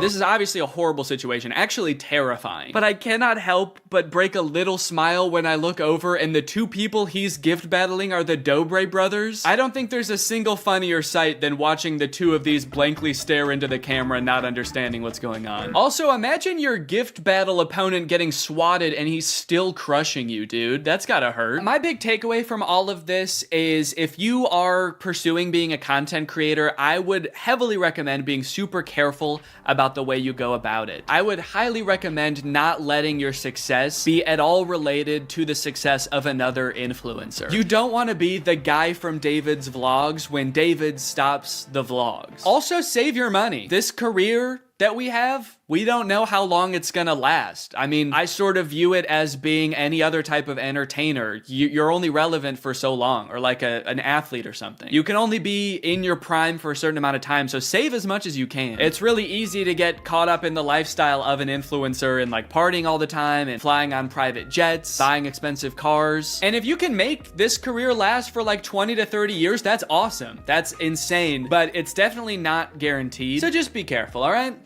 For me, for your old pal Dan. Alright guys, well I hope you enjoyed this video. If you're new here and you're not subscribed yet, make sure you subscribe and turn on my notifications to join Greg. Greg is what I call my fans here on YouTube, and if you just watch this whole video, that means you kinda gotta be a Greg now. I don't make the rules, sorry. Except for that rule I actually did make, but all the other rules I don't make. Alright, I'll see you guys next time. Bye-bye. Life as a new dad is... pretty good. Rocking my baby to sleep, watching him crawl for the first time, and there's so much to look forward to.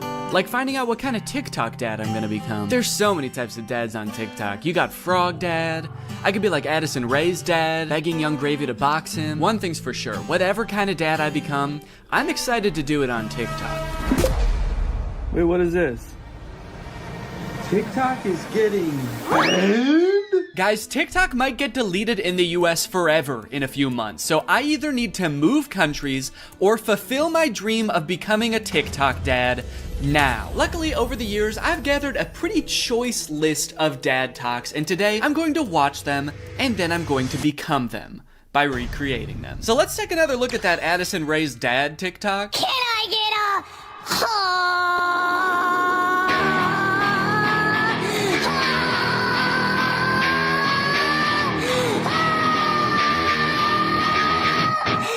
Okay, so this TikTok is from a couple years ago. It's from 2022. And if you were unaware of this situation where Addison Rae's dad wanted to fight famous rapper Young Gravy, I believe it started because Young Gravy made some comment on a podcast about finding Addison Rae's mom attractive. Now, Addison Rae's dad and his mom aren't together and haven't been for a long time, I think. But nevertheless, Monty, that's his name, Monty Lopez, decided to settle the score by getting on TikTok and begging Young Gravy to fight him.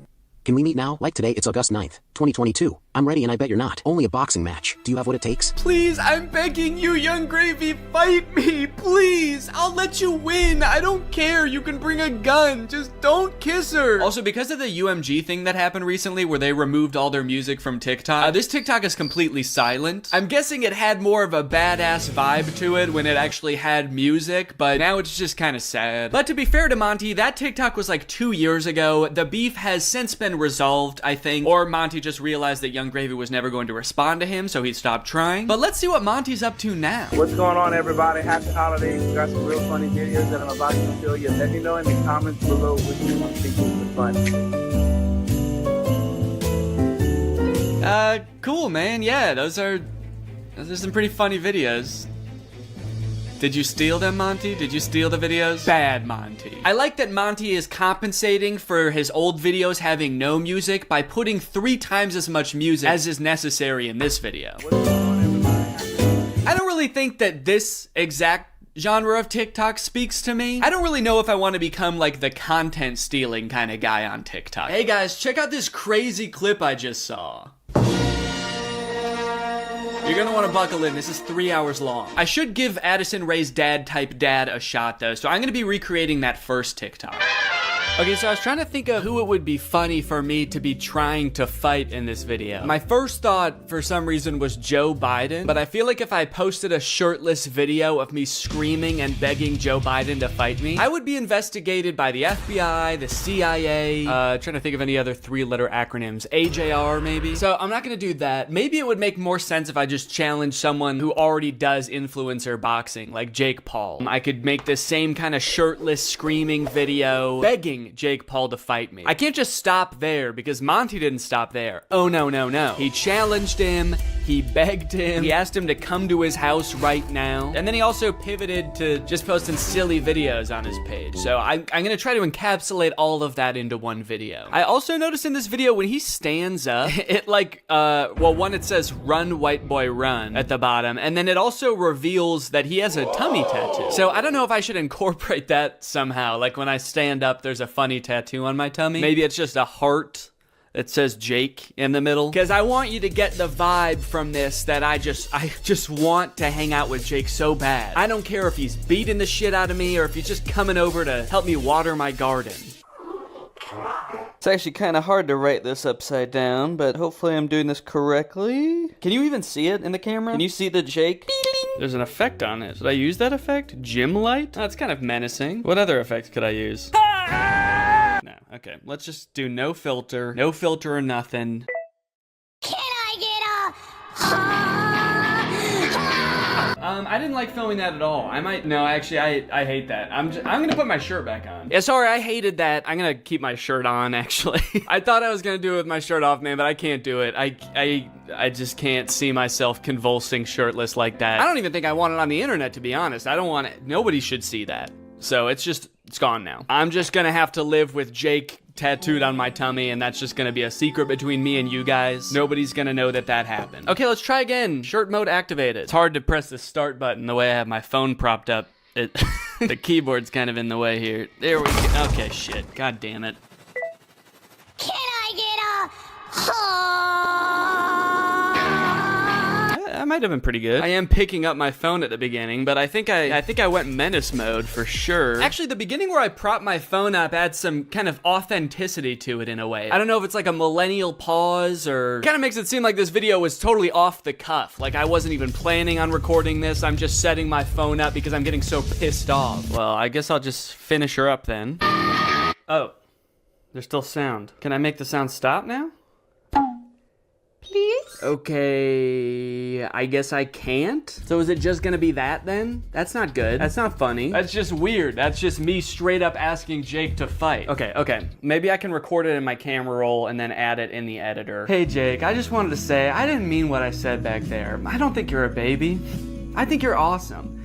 And we don't have to fight. We could just hang out sometime if you want to. Anyway, here's a funny video I found. Okay, now I have to actually find a funny video and add it in here somehow. Funny video I found. Hell yeah. Can I get a...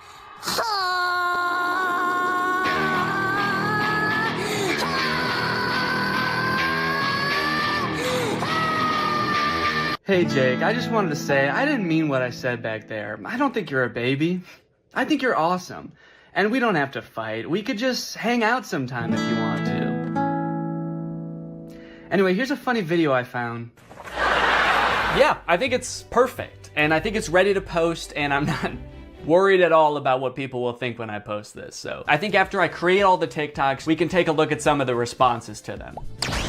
Okay, next TikTok. My daughter being in a toxic relationship. Hashtag POV, a pack sticks up for each other.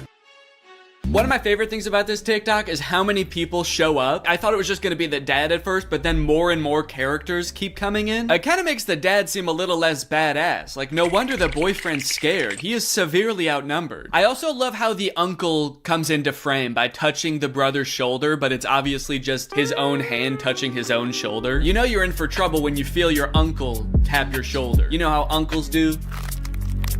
Now, the weird thing about this one is that I actually don't know if this guy has kids. I actually don't think he does, but I do still think that there's something we can take away from this video. The whole concept of a pack sticking together. Oh, are they wolves? Oh, I think they're werewolves, and that's why it says a pack sticks up for each other. And that's why all their eyes turn blue, this horrifying shade of blue, and the dad has on a wolf necklace. So they must be wolves. They've got wolf eyes. Wolves have blue eyes, right? Oh, wait. They don't. Wolves have brown eyes, it looks like. I must be thinking of huskies. Oh yeah, huskies have blue eyes. Are they huskies? Leave her alone, buddy. Unless you want to get strapped to a sled and pulled very fast over a great distance. If this happened in real life, do you think that the boyfriend would even hear the dad? He's screaming and the dad is whispering. He has a few other TikToks where he plays the role of a dad navigating a kind of tricky situation with his daughter. So I guess this genre is just fantasizing about having like a teenage child and something awkward or scary happening with that child. And also you have to look really badass and you do have to be part dog. Got it, can do. Before I film this one, I actually have a much more important POV I need to film first. POV, that moment when you're sponsored by Opera. Opera makes other browsers look like that evil boy in that last TikTok. All alone and useless. Meanwhile, Opera looks like the family because Opera has so many useful features built in that it's so much more than just a browser. You've got Aria, Opera's native browser AI, which lets you get clear answers instantly. Highlight any term on the web and ask Aria to explain it. The great thing is Aria is connected to the web and can provide real-time information, unlike a lot of other AI models. Tab islands are huge for helping me stay organized while I'm working on a video. If I have several TikToks open, a couple of Google Docs, email, I can collapse them into context-based groups automatically. I don't know what accent this is supposed to be. One thing I didn't even realize I needed until I got Opera was a built-in ad blocker. It makes articles look so much more clean, which actually makes my videos look better, because when I screen record an article, there's not distracting ads all over the place. And it's super easy to turn on with just one click. If you're working on multiple projects at once, you can create entirely separate workspaces that you can switch between easily using customizable buttons on the sidebar. I don't like having a ton of browser windows open at the same time. It's super distracting and hard to sort through. So in my opinion, this is a much better solution. So if you want to check out Opera, then use my link below to download Opera today. Thanks to Opera for sponsoring this video, and thank you to you guys for checking out Opera. Now let's film this TikTok. Okay, so I've been thinking a lot about how I could make this TikTok kind of my own, you know? Take everything I like about the toxic daughter boyfriend TikTok and amplify it. So first thing we're gonna do is the amount of family that shows up. I liked how much it was in the first video. We're gonna double it. We're just gonna have a ton of people show up. We're gonna have the dad, of course, the brother, an uncle. Uncle's here! A second cousin, a third niece, maybe. Also, I think instead of like a toxic boyfriend, the daughter's just gonna be getting mugged. I think that would elevate the stakes a little bit higher. And then, you know, in the original TikTok, they didn't even turn into werewolves. Their eyes just turned blue, which, granted, that would be very scary if that happened to you, but I feel like they were trying to get at something there, but they didn't quite get there. So, in my TikTok, they're gonna actually turn into animals because there's filters on the TikTok that can turn you into animals. So that's what I'm gonna do. And I'm gonna do it now. So I think what would be even cooler than turning into a wolf is if I turn into a horse. And I know that there's horse filters on TikTok. I have one saved here, where if you open your mouth, you turn into a horse. So I'm gonna use this.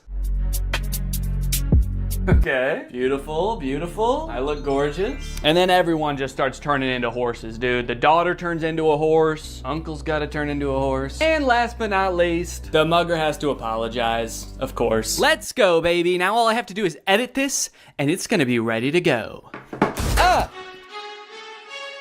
Now this dad is a whole different type of dad. His name is Brian B. Toe. I thought Toe might be his last name, but the way it's spelled out in his profile actually makes it seem like Bateau is his last name. I thought B was just his middle initial till I saw this just now. Say what you want about Brian, but he do be Toe. And I think there's a lot we can learn from Brian's TikTok. Stuck in a generation where loyalty is just a tattoo and being fake is a lifestyle. Where the real ones at? Man, Brian's so cool. I thought he was a teenager for a second because of how cool he's dressed. Hey guys, I'm just skateboarding with my backpack to school. I mean work. I hope my teacher is cool today. Oh, I mean boss. Sorry, I'm just a kid at heart. Also, I just got in a really bad skateboarding accident and hit my head real bad. Can you drive me to the hospital? I don't like this angle. Why is he so much higher up than us? Are we a child in this video? Are we his child? Son, where are the real ones? What have you done with the real ones, son? I'm not even sure how the caption and the video are related. They seem like totally separate things. I'm so sick of my generation. So I've decided to join yours. I'm a teenager now. In fact, I'm so young that my kids are my...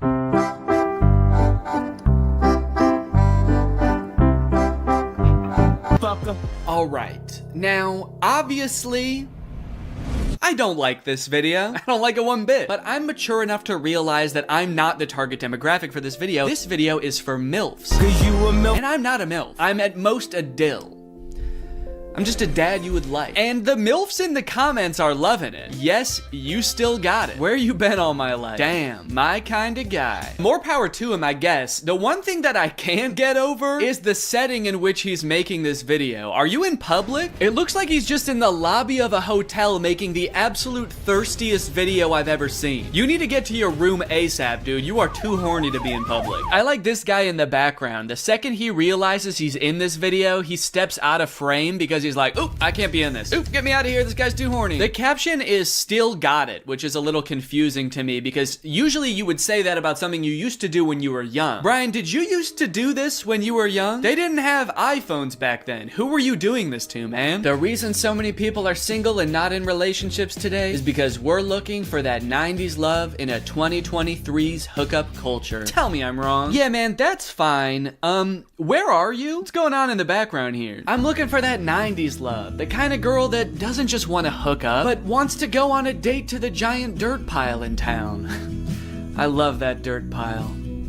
I wish I could date the dirt pile, but she's taken. Hey, get out of here! She's mine! Okay, this is good research. I feel like I'm starting to get what this guy is all about. It's a lot of like pouring your heart out on the internet. Some of it could possibly be on the verge of oversharing, but he's expressing his feelings. He's looking badass while he's doing it. It's like this emotional vulnerability mixed with this cool, mysterious bravado of being alone at the giant dirt pile. Oh, oh, oh, yeah.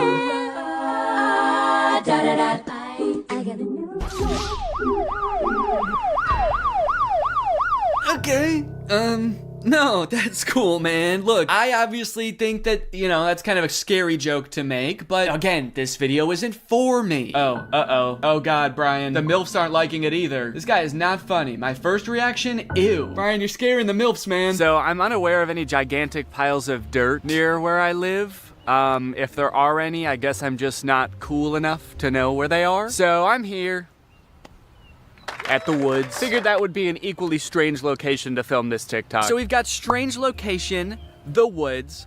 We're going to have sort of a nostalgic / oversharing caption, which I'm still not sure what that's gonna be yet, but I can just figure that out while I'm editing it. I don't have to do that now. It doesn't have to have anything to do with the video, which is good. And then I also have to appeal to the youth. I have to try to make myself seem like a kid, which usually I'm not very good at, but I went to Walmart and I went to the kids section and I found some stuff that I think is gonna do the trick. Brian had a skateboard in his video, and so I bought a scooter. They didn't have any skateboards. I don't know if this is maybe a little bit too young for the demographic I'm trying to reach, but the box said ages 2 to 5. So I'm just gonna sort of pretend to be shredding it up out here at the beginning of the TikTok. By the way, I am like 75% sure that there's poison ivy under my feet right now that I'm very much trying to avoid. And I think I have, but my legs just feel itchy even just being near it. This was actually a horrible idea. Anyway, the hat. It says Fortnite on it. Can you see that? It says Fortnite on it. I found it at Walmart in the little boys section and I thought, oh my gosh, this is perfect. This is gonna appeal to all the kids. So I've got my scooter, I've got my Fortnite, and I'm ready to have some fun. Let's film a TikTok. Okay, I think I'll just pretend to be ripping it up over here and then I walk towards the camera, all cool. I for sure stepped in the poison ivy that time. Very cool. Why does this hat make me look like a pilgrim? It's like such a flat brim hat that it's gone past looking cool and gone towards looking like a full-on pilgrim hat. I am a Fortnite pilgrim.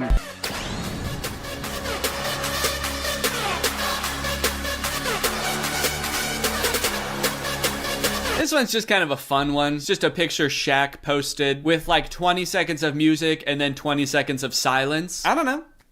Could be the mood.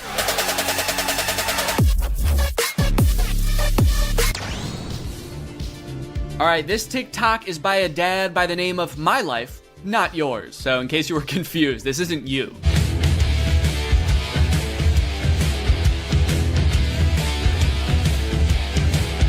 Yes, dude, thank you. This is the kind of energy I'm looking for. When your kids need you, you drop everything. And you don't walk, you don't run, you don't even drive. You jump through the air like a giant bunny and you land right where they are. I guess we don't see where he lands. It would be kind of funny if it like cut to a reverse angle and he just landed at the bar. But one TikTok in, I am liking this guy's style.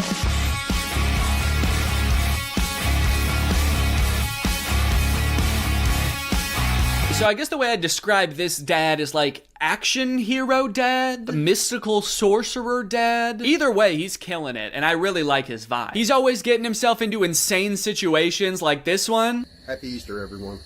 Something so funny about how nonchalantly he says Happy Easter and then teleports himself into the UFO and kamikazes himself. Like, did he know that was gonna happen? Based on how chill he was, I kind of feel like he didn't. Happy Easter, guys. Oh, what the fuck is happening? What the fuck? Ah! You know, I started watching this guy because he mentioned his kids and I was like, oh cool, dad content. But in hindsight, he actually doesn't mention his kids very often. So I guess they don't need help that often because that's the only reason he mentioned them in the first video. He's actually kind of got a lot of other shit going on. He's always defending the earth from some kind of cosmic threat, it seems. And after all these TikToks where he's harnessing magical powers and defending the earth, you'd think that his kids would have some pretty nice stuff to say about him, right? You'd think they'd be pretty grateful, huh? Wrong. As dads, you know, we give and we give, but are we ever truly appreciated?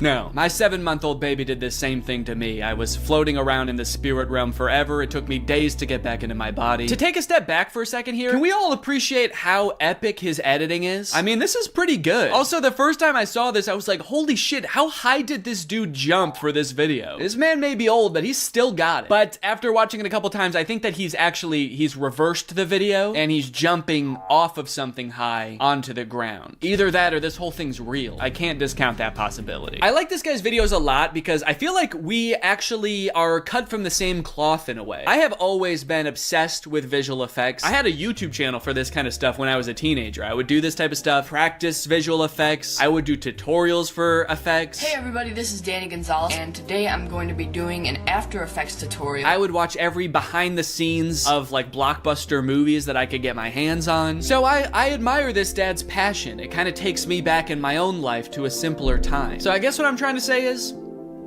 I'm pretty excited for this one. My favorite of his TikToks was the UFO one, so that's the one that I want to replicate. I'm gonna have like a UFO or a giant spaceship in the background right here. I'm gonna walk up and I'm gonna teleport onto the spaceship and blow it up or something. One thing I really want to replicate is how casually he did it. Like he didn't even know that it was about to happen. I think I just want to kind of like casually stroll up to the camera, kind of maybe wink at the camera. Or no, winking would imply that I know something is gonna happen. Maybe I'm just having a stroll, having a great day, and then I teleport up to the UFO. Would it be funny if I I teleport without my clothes? That would really make it seem like I did not know this was gonna happen. Or maybe I did, but at the very least I thought I'd be able to bring my clothes with me. Like you see me teleport and my hoodie is still here and it just drops to the ground. And then how should it start? Should it have something to do with like when my kids need me or something like that? The caption could say something badass like when our way of life is threatened, I'm the man for the job. And then I teleport buck naked up to the UFO and am immediately shamed by the aliens for my tiny butt. All right, let's try this.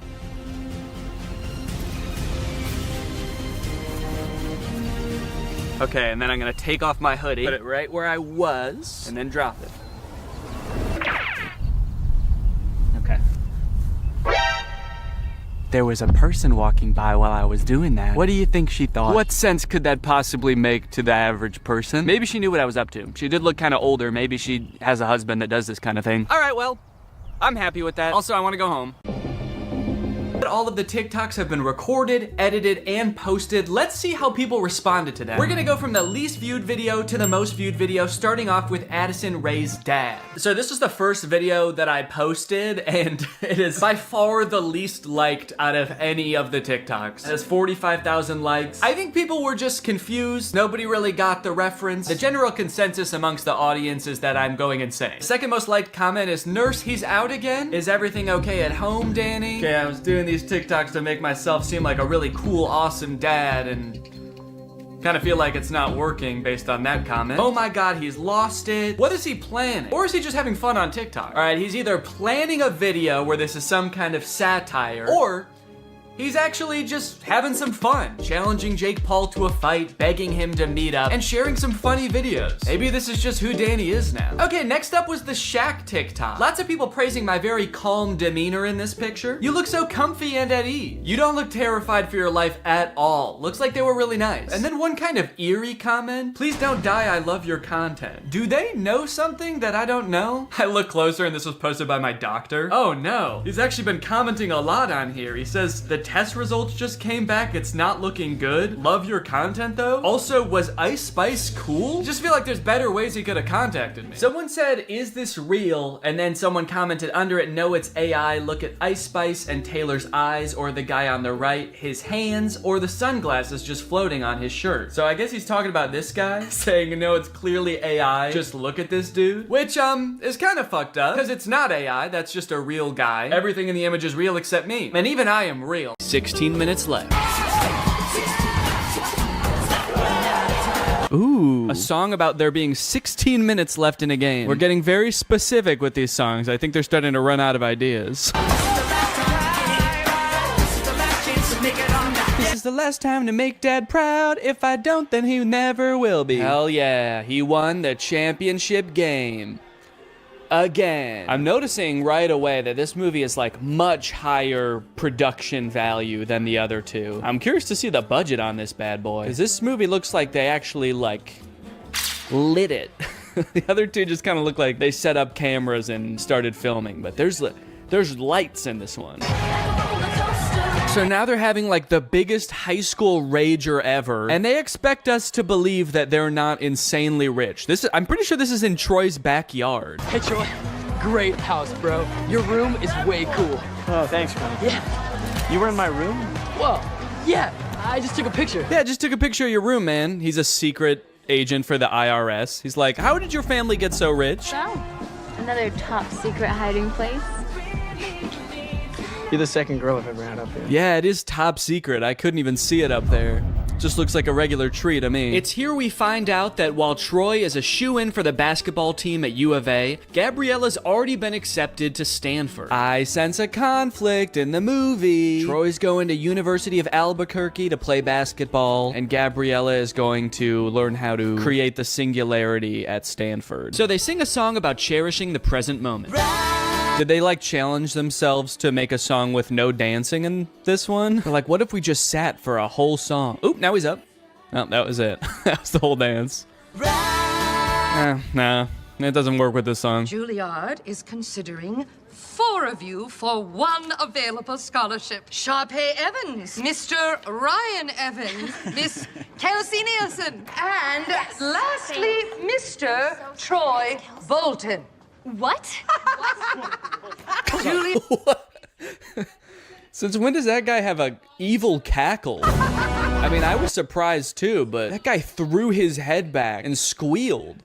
Did he submit his name to Juilliard as some kind of evil plan to get him killed? They're trying to come up with some ideas for the spring musical, which I'm just now realizing they write every year. Like, they don't do a pre-existing musical. They write their own musical every year. All of you will create it. That's why in the first movie they call Kelsey the composer. She literally writes the musical. Isn't that crazy? But to get some ideas, Miss Darbus asks the seniors about their future.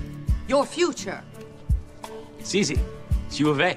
Hoops all the way. Yeah. Miss McKessie. Is University of Albuquerque like a really good school for basketball? I feel like I've never heard of them before. All the basketball players are like, we gotta get to U of A, man. It seems like that's just like the closest college that has a basketball team. Meanwhile, Gabriella's going to Stanford, Sharpay's going to Juilliard, and they're like, I don't know, we can go play basketball down the street. For the record, the reason I've never heard of the University of Albuquerque is because it's a Catholic liberal arts school that actually closed in 1986. So I guess these characters live in some sort of alternate dimension where it stayed open and went on to become a basketball powerhouse. Mr. Bolton. Mr. Bolton. Yeah, All of a sudden, he doesn't know if he wants to go to Juilliard or U of A. See, he really never did care about Gabriella. He just wants to sing. Somebody just let this kid sing. Just tell him it's okay. Imagine having everything. Jeez, that song started so abruptly. No intro, no build up. It's kind of scary. Oh, this is a look into some kind of strange alternate future where Troy chose neither basketball or Juilliard and became a stalker. I want that to be how this movie ends. Troy choosing between two incredible futures, and instead he just throws his life away. It's like, I can't decide. I don't fucking know. Ms. D said that there's only one scholarship. There's two of us. Wait, they're doing this to compete for a scholarship? Not even just a place at Juilliard? If I know anything about these two, it's that they can both afford to go to Juilliard. Why do they need to take the scholarship away from somebody else? Which one do you think I should wear? Well, I've never been asked to a prom, but this almost sounds like an invitation. Did she say she's never been asked to prom? What about last year? They were dating last year. Troy didn't want to go to prom with her. His dad was probably making him run basketball drills. The only place you're going, Troy, is downtown. With the ball. Make sure you bring the ball. Time for another song. About how much Troy and Gabriella love each other. There's already like two very sentimental songs between these two. They are really setting us up for heartbreak, I feel. And also just spending like an unnecessary amount of time being like, these two are in love, okay? Don't forget that they're in love. That way, when whatever happens, we're gonna all be sad, all right? So that way, when Troy picks U of A and Gabriella gets hit by a bus, it's gonna be sad. I think they're gonna end up going to the same college. They couldn't possibly end this entire series by being like, they didn't actually like each other that much. They're just gonna call it quits. Where's our clothes? Yo, Rocket Man. Why do I feel like they're about to haze these kids? You know, we weren't just given these lockers. We had to earn them. Right. Oh, they're definitely about to haze these kids. Now drink this entire bottle of Absolute. That'd be a crazy twist in this movie. Just a little hazing. Troy is not better than doing some hazing. Oh, I thought I heard you. I was just making some snacks inside. Are you guys hungry? Only if it's your brownies. I've had them. Bring those out here. Could you take me after school to check out that tuxedo? Tuxedo? For what? For prom. Oh, honey. If that's what you call an invitation, you'll be dancing with yourself. He's like, okay. I wasn't inviting you. I'm gonna ask Miss Darbus. Then comes a song about getting ready for prom featuring, I think, the funniest moment in any of these movies. I think this tux is too baggy, too tight, it makes me look weird. Yeah, this movie's kind of funny, man. Makes me look weird. Do I want classic or vintage or plaid? I like that they're like, should I wear plaid or ruffles or a really old suit? And it's like, no, you should wear, just go to Men's Warehouse and ask for a prom tuxedo. Should I wear the ugliest thing that you've ever seen? No, just go. Just tell them you're going to prom and they'll just give you the most generic tux you've ever seen. Can't wait to remember. This reminds me of when I was a senior in high school and I was getting ready to go for prom, and I sang this song called It's Gonna Be the Night to Remember, and me and all my boys got dressed up in weird suits and danced around on the stage. This is kind of just like that, actually. Am I crazy, or is there like actually too much music in this movie? I feel like the plot is kind of moving at a snail's pace, because every 2 minutes there's a song, and it's like, here's what's going on right now. We're thinking about going to prom. We're Troy and Gabriella. We like each other. Also, the stakes feel very low right now. What am I supposed to be worried about right now? Troy is like, I don't know what college I want to go to. And Gabriella's like, I also have choices to make. I still have decisions to make too. And she has not elaborated. And so I don't know what I'm supposed to be worried about. Now they're at some kind of junkyard. Just hanging out at a junkyard as if we've always known that this is what they do. You see what happens when you do a show? You're like 5 people. Yeah, but what's so bad about that, man? We used to come here as kids, we'd be 10 people. Yeah, I remember that, because they used to talk about that in all the other movies, how they used to come to the junkyard. Take it back to the place where you know it all began. Finally, the boys are back at the junkyard. So that we had a song establishing that Troy and Gabriella are in love. Now we have a song establishing that Troy and Chad are friends. This kind of reminds me of senior year in high school when I danced around in the junkyard with my best friend, and we sang a song about how the boys are back. It's weirdly similar, actually. Oh. Whoa! The junk men who live in the junkyard are here.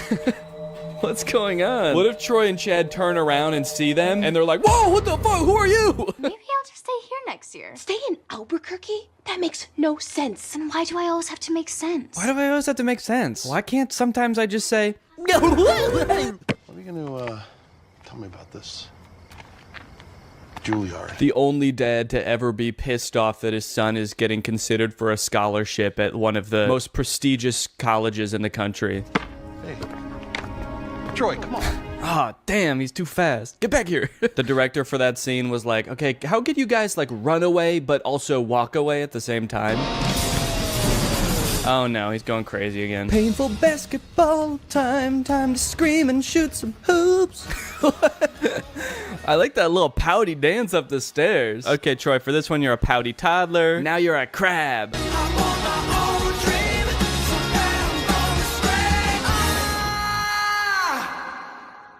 Man, he wasn't kidding.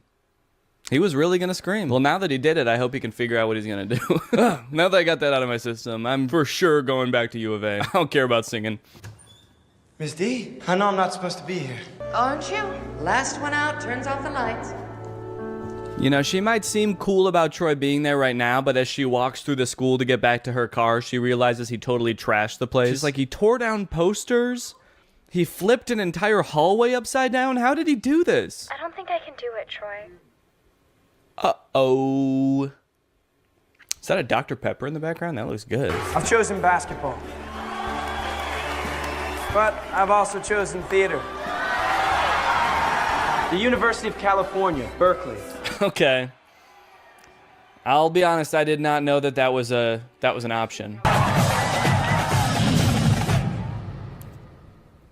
They made the Mr. Beast logo.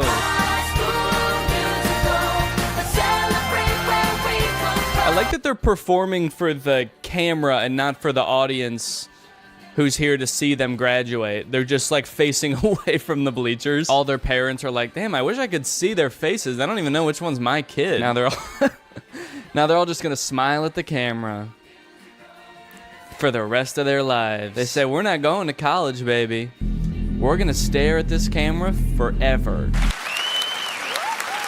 And that's it. That's High School Musical, baby. As far as endings go, I think they did a decent job with a nearly impossible task. It's a Disney Channel movie, so it's not like they can just like make everybody break up and go their separate ways at the end of the movie. That would be too sad, obviously. But they also can't make everybody just go to the same college and do the same thing, because that would be unrealistic. So it leaves the door open. My only issue is that in doing that, they kind of don't really provide any closure. Feels like they kind of just pushed Troy's decision of what he wants to do with his life further down the road. But if you are looking for some closure for Troy, I might have something that helps.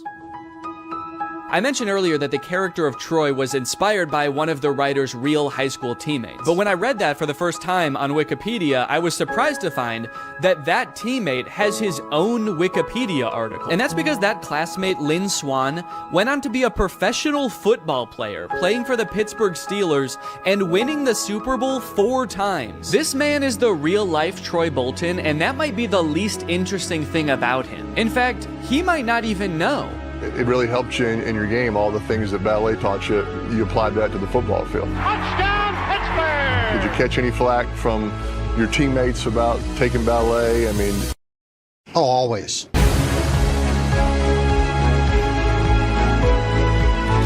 a gift from the guys. But I'll always remember a Hall of Famer who rose to the occasion each time. A plie-making playmaker. But you're a playmaker. Did you ever think maybe I could be both? Who could defy gravity.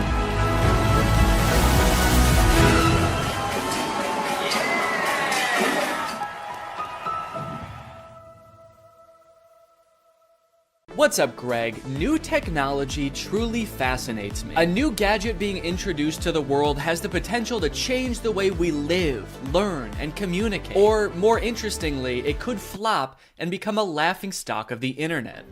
Which is why a few weeks ago, I was thrilled to discover the unveiling for a project called the Humane AI Pin. This might be the worst product presentation I've ever seen for one of the strangest products I've ever seen. Apparently, Humane AI is a new tech startup founded by 2 former Apple employees and current lovers, Imran Chowdhury and Bethany Bongiorno. Their mission is building innovative technology that feels familiar, natural, and human. Okay, first thing that's sticking out to me is that none of those words were useful. Also, do I really want my technology to feel more human? I've never wished my MacBook to be more fleshy. Also, Humane AI is such an unsettling name for a company. I'm sorry. You lost me right off the bat. I feel like the only times I ever even hear the word humane is when we're talking about like factory farming or something. Don't worry, dude. When this AI takes over, it is going to be super humane in the way it slaughters us. It will not violate the Geneva Convention, unlike other AIs, Siri. All right, let's go ahead and watch the product presentation and let's see if you think it's as weird as I do. Welcome to Humane. Thank you. This is the Humane AI Pin. Cool. It's a standalone device and software platform. So the intro does have a very threatening aura about it, doesn't it? The sterile white room. They're both so serious and they're unboxing a mysterious device. I feel like I'm about to be tortured for information. Oh. What is that? This is the Humane AI Pin, and it is the last thing you will ever see. Ah! It's a standalone device and software platform built from the ground up for AI. Okay, so it's some kind of mobile device. It's built from the ground up for AI, and I'm very excited for them to tell us what that means. It comes in 3 colorways. Okay. Got Eclipse, Lunar, and Equinox. Those are not colors. There's 2 pieces, a computer and a battery booster. And the battery booster powers a smaller battery inside the main computer. Okay, great. What does it do? And this is how we achieve our all-day battery life. Oh, great. It's got all-day battery life. That way you can spend all day. There are no wake words, so it's not always listening or always recording. In fact, it doesn't do anything until you engage with it. Okay, thank God. So it doesn't record me. That's good to know. For a second, I was worried that it almost had one feature. Who is this for? What kind of person needs to hear about what colors a device comes in before they'd even consider hearing about what it actually does? Also, 2 of the colors are black. You designed 3 colors and 2 of them are black. You couldn't come up with a 3rd color? Also, I'm sorry because I know that not everyone is super comfortable in front of a camera. It's not a skill set everyone has. But maybe you guys should have like hired a spokesperson or something instead of letting the world's 2 sleepiest CEOs do this product demo. Now, the battery booster powers a smaller battery inside the main computer. Are they okay? This thing has all-day battery life. That's because it actually feeds on your life force. I've had mine on for 3 months, and you probably can't even tell the physical toll it's had on me. And your engagement comes through your touch, voice, gesture, or the laser ink display. Whoa, wait, okay. Holy cow. We have a feature. It actually does something. I will admit I was not expecting that. Why didn't you lead with that? I mean, I don't know what that is or what it does, but at least it's something. It looks futuristic. I don't know about the name laser ink display though. That doesn't sound very futuristic. The laser ink display. Sounds like a printer. It also comes with its own connectivity built right in. Our own Humane network, connected by T-Mobile. Our very own network.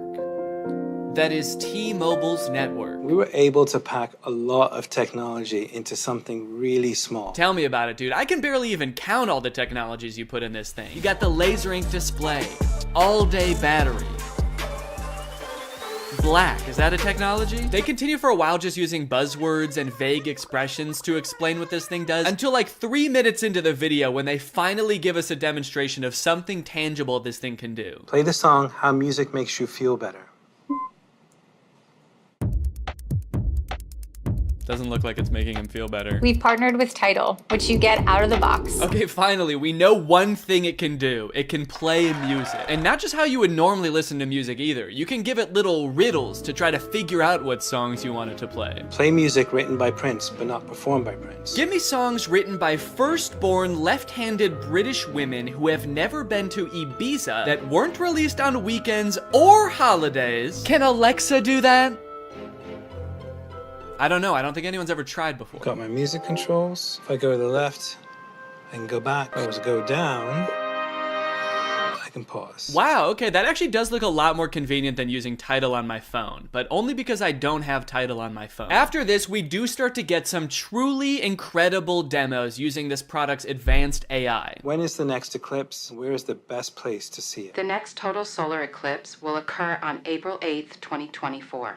Best places to see it are Exmouth, Australia, and East Timor. Huh, that's weird. This NASA article says that eclipse that's happening on April 8th is actually not going to be visible in Australia. It's only going to be visible from like the US. It actually seems like it's going to be nighttime in Australia during the eclipse. Well, what are you going to do? I mean, they're a technology company. They're not a space company. What would you expect them to know about the moon? They only named all of their colors after it. I hate to interrupt this video, but I have to tell you guys about a revolutionary discovery of my own. I just found out that for the past 2 years, I've been paying for Apple Music despite not having any recollection of ever signing up. I don't use Apple Music, but nevertheless, I've paid them like $200 without ever even having used their service. I think this is a pretty relatable issue in this age of subscription services. And something like this could be happening to you too, but luckily, today's sponsor, Rocket Money, is here to help. Rocket Money is the personal finance app that helps you cancel subscriptions, lower bills, and manage your money better. Rocket Money is super helpful with things like my recurring Apple Music charge, because not only does it help you identify recurring charges, it also helps you cancel them. You can actually cancel subscriptions right within Rocket Money's app with just a couple of taps. You don't got to worry about navigating the service's own website. You don't got to worry about pesky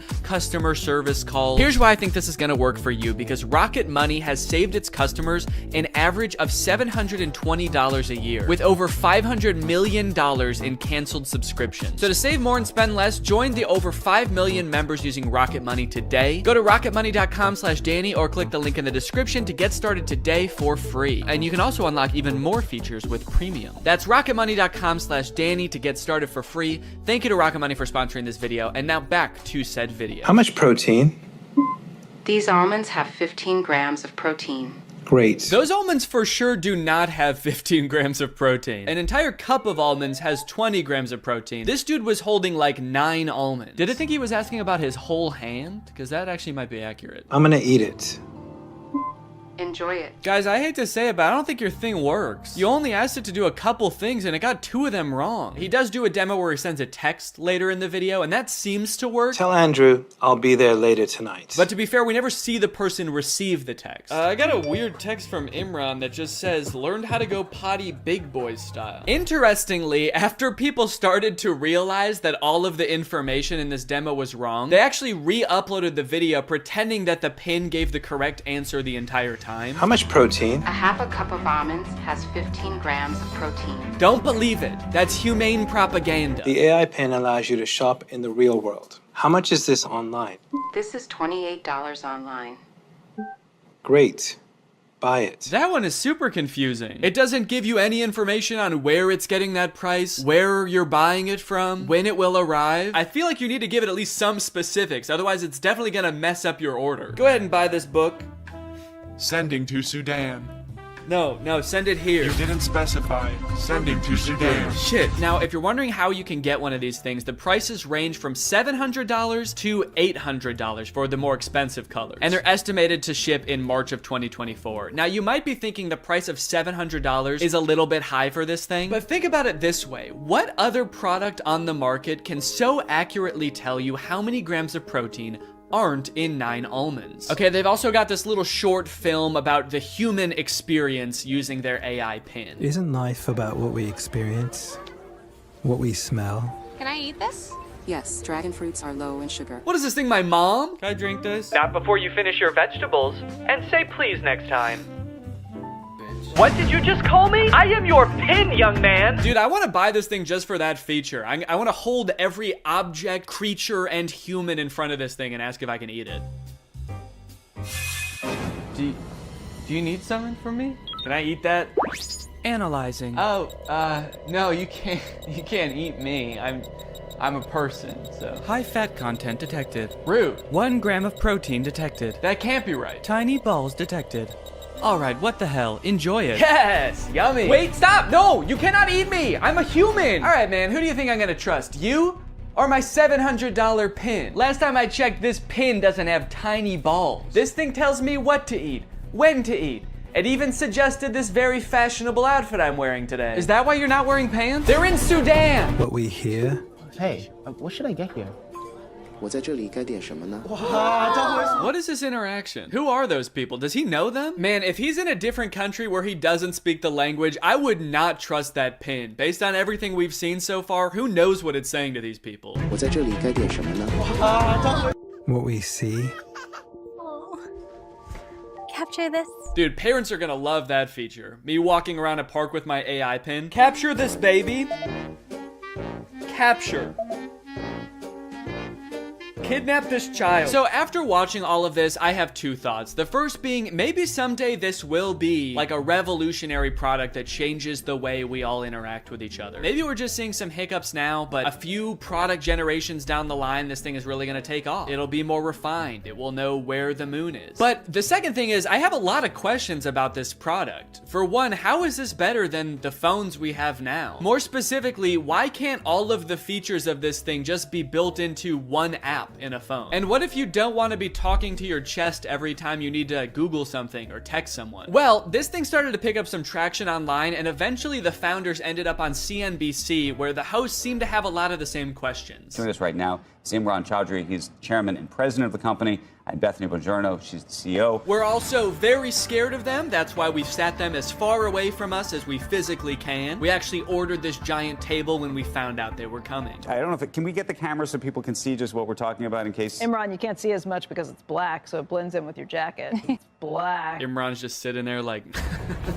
It's Eclipse. It's privacy first, so it's not always recording. It's actually just doing things when you want it on demand. Is it doing something right now, or are you recording us? It's doing nothing right now. I get a little sense of pride when he says that. It's actually doing nothing right now. It's doing nothing right now. After years of research and millions of dollars spent, we finally designed a pin that does nothing. It's doing nothing right now. You might think that's a bad thing, but you've never met this AI. It's evil. Turn around, maybe you can get that on camera. Oh, yeah. I see your hand. Yes, keep doing it. I see your hand. Can you see what's that? Yeah, what's that telling you? Oh God, dude, I do feel for him. I mean, these people are not like media trained, I feel like. They really should have hired a professional spokesperson, because I feel like they're just so out of their depth. He's got like the worst camera angle possible to show this thing off. His hand is shaking. Imagine a little alert pops up on the screen that's like, high heart rate detected. Is Squawk Box the name of this show? I'm not familiar with it. I never heard of this before. Or is this some kind of jab at their device? Formal Apple designers peddle their snake oil Squawk Box. You can use it however whatever you want. Like what? Like what? Tell me something you would use that for. Okay, it sounds like this host is thinking the exact same thing as me. What is it? Tell me one thing. Then they just start like drilling them. They don't even let either of them finish answering their questions. They just like are bombarding them with reasonable questions about this device. That you've got in stuff that you do just all the time. How would I know without seeing a screen? A user LED called. So that's what I want to ask you about. This is brutal, man. Let the poor guy speak. Just at least let him finish answering your questions, man. I mean, he's not actually gonna answer them. He's probably just gonna say AI over and over, but just let him finish his sentence. Sometimes I'll be at a meeting, right? And I'm sneaking under the desk to look at my email because and I can't say, hey Siri, tell me my email. I mean, that's actually a really good point. The only way to interact with this device is to talk to it or to use this weird clunky laser jet display, which I don't even think you can type on. So if you want to text someone, you have to say it out loud, which just does not seem practical at all. So is this device gonna revolutionize technology as we know it? There's probably only one way to find out, and that's that I'm gonna have to buy it and review it when it comes out. So let me know if you guys want me to do that, and maybe I will. I hope you guys enjoyed this video. If you're new here and you're not subscribed yet, make sure you subscribe and turn on my notifications to join Greg. I'll see you guys next time. Bye-bye. After MGK released his song Emo Girl and then followed it up by appearing in a bunch of insane interviews with Megan Fox talking about their love life, I think we're pretty good on MGK for a while. We don't need any more music. We don't need any more public appearances. We're good. We don't need to know any more about MGK's personal life. And folks, I think MGK finally took notice and he listened. He said, all right, look guys, I get it. No more music, no more interviews. I'm gonna take some time and I'm going to release a stoner comedy movie instead. So he hunkered down and he wrote and directed this movie Good Morning, which currently has a 0% on Rotten Tomatoes. We got a good thing going here. 2 movies in a row with 0% on Rotten Tomatoes. What's the opposite of a Renaissance man? You know how people, when people can like act and sing and direct, like Donald Glover, people call him a Renaissance man. MGK is like a Dark Ages man. MGK is a medieval man. Also, sorry if I sound sick. Sorry. The moment this movie starts, MGK, aka his character London Clash, gets kind of a weird good morning text from his girlfriend Apple. Who's texting me? Oh, it's Apple. The text say, I wish I didn't have to do this through text, and then good morning, but she spells morning with a U. Now you might think that this would make London a little bit confused, but then realize, oh, it's just a typo. And you'd be right. He does have both of those thoughts. The problem with this movie is that the entire movie takes place between those two things happening. This entire movie is about MGK being confused about what those texts meant. Before he gets too concerned, he has to Google what morning with a U means. He's like, my fans are probably young enough that both of their grandparents are still alive. I should probably explain what morning is. Well, today should be interesting. Yeah, they let you know right away that this movie was written by a millennial. Well, today's gonna be kind of weird. MGK wrote the entire movie like this. So this just happened. Yeah, so the conflict at the beginning of this movie is that London thinks that Apple is breaking up with him. That text was a breakup text. Sorry to have to do this through text. Good morning, as in like happy morning our relationship. What kind of person is Apple that he assumes the text good morning means have a good time with your depression now? Look, this relationship isn't working. We're just growing apart. I just feel like you need to have a happy morning now. A happy grieving to you, good sir. When they introduce this character, she better be like wearing a top hat and carrying around a cane. It's gonna make a lot more sense when that happens. Good morning, good morning. Today might suck, guys. I'm adulting today. All right, guys, it's time to attend the MGK School of Acting. You're about to step into an ice-cold shower. How do you react when the water hits your body? Shiver! Grab your arms to make yourself warm. Okay, those are good answers. Let's ask Professor Gun Kelly. Ooh, sorry, you guys all get Fs. Your punishment? You have to look at MGK's ass. That is just horrendous. I never wanted to see that. You know why it sucks when you're going through it with your partner? You're not going through it with your partner. She sent you one understandable typo, dude. Everything's fine. You're fine. Yo, does this look like a breakup text to you, or am I tripping? Yes. Yeah, dude, take it from the weirdest looking man you've ever seen who falls asleep in his cereal mid-conversation. That's a breakup text. I don't mean to shame this man's appearance. I think Cody Ko looks great here. This is Cody Ko if TMG made hyperpop music. This man has never sent a normal text in his life. I'm surprised he wasn't like, no, that's about as incoherent and cryptic as I usually am in my text. You're probably fine. His friend is clearly sick. At the beginning of the scene, he throws up on the microwave, and at the end of the scene, he drowns in his cereal bowl, and MGK leaves him to die. MGK, your friend is sick. Help him. And so am I. Goddamn. Also, just like a fun little continuity note, at the beginning of this scene, there wasn't a water bottle on the table, and then at the end of the scene, there is. So, that's probably why this movie has a 0% on Rotten Tomatoes. Ass continuity. I am a stickler for details. Meet Kennedy. Uh-oh, guys. Megan Fox is here, and she is not like other girls. Megan Fox plays a girl named Kennedy, who's actually not the main love interest in this movie. Her character is actually lesbian, and at the beginning of this movie, MGK explains how, like, she hates boys, but she lives with all these boys, and so she's moving out, which MGK explains right after he forgets his line. It's in rice. Come on, you got it, dude. You wrote the movie, you should know it.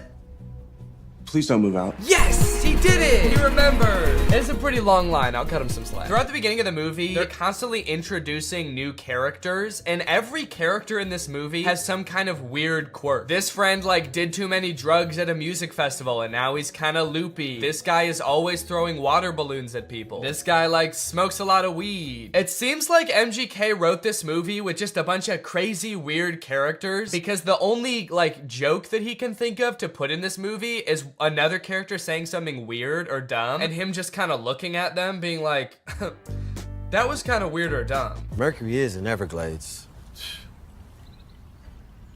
It's retrograde, Leo. Every time he introduces a new character, there's narration that explains what the weird quirk about these characters are. This is Angel. Meet Maxine Goldberg. But they kind of don't, like, explain really what I want to know about these characters. This is Dylan. I met him when he was working at In-N-Out, and he used to hook me up with free burgers and shakes. He's been my boy ever since. We don't care that he used to work at In-N-Out. That is so irrelevant. Please tell us why he's so sick. Why is he throwing up and passing out? That's more interesting. The reason that London Clash is so rich and cool that he lives in Rice Gum's house is that he is an actor. So throughout the movie, he's doing actor type things. Like, he films this self-audition tape. I don't really know what he's auditioning for. It kind of seems like he's auditioning for everything and also nothing all at once. Okay, this is my impersonation of Draco Malfoy. Looking for drugs. Where's the pot, Potter?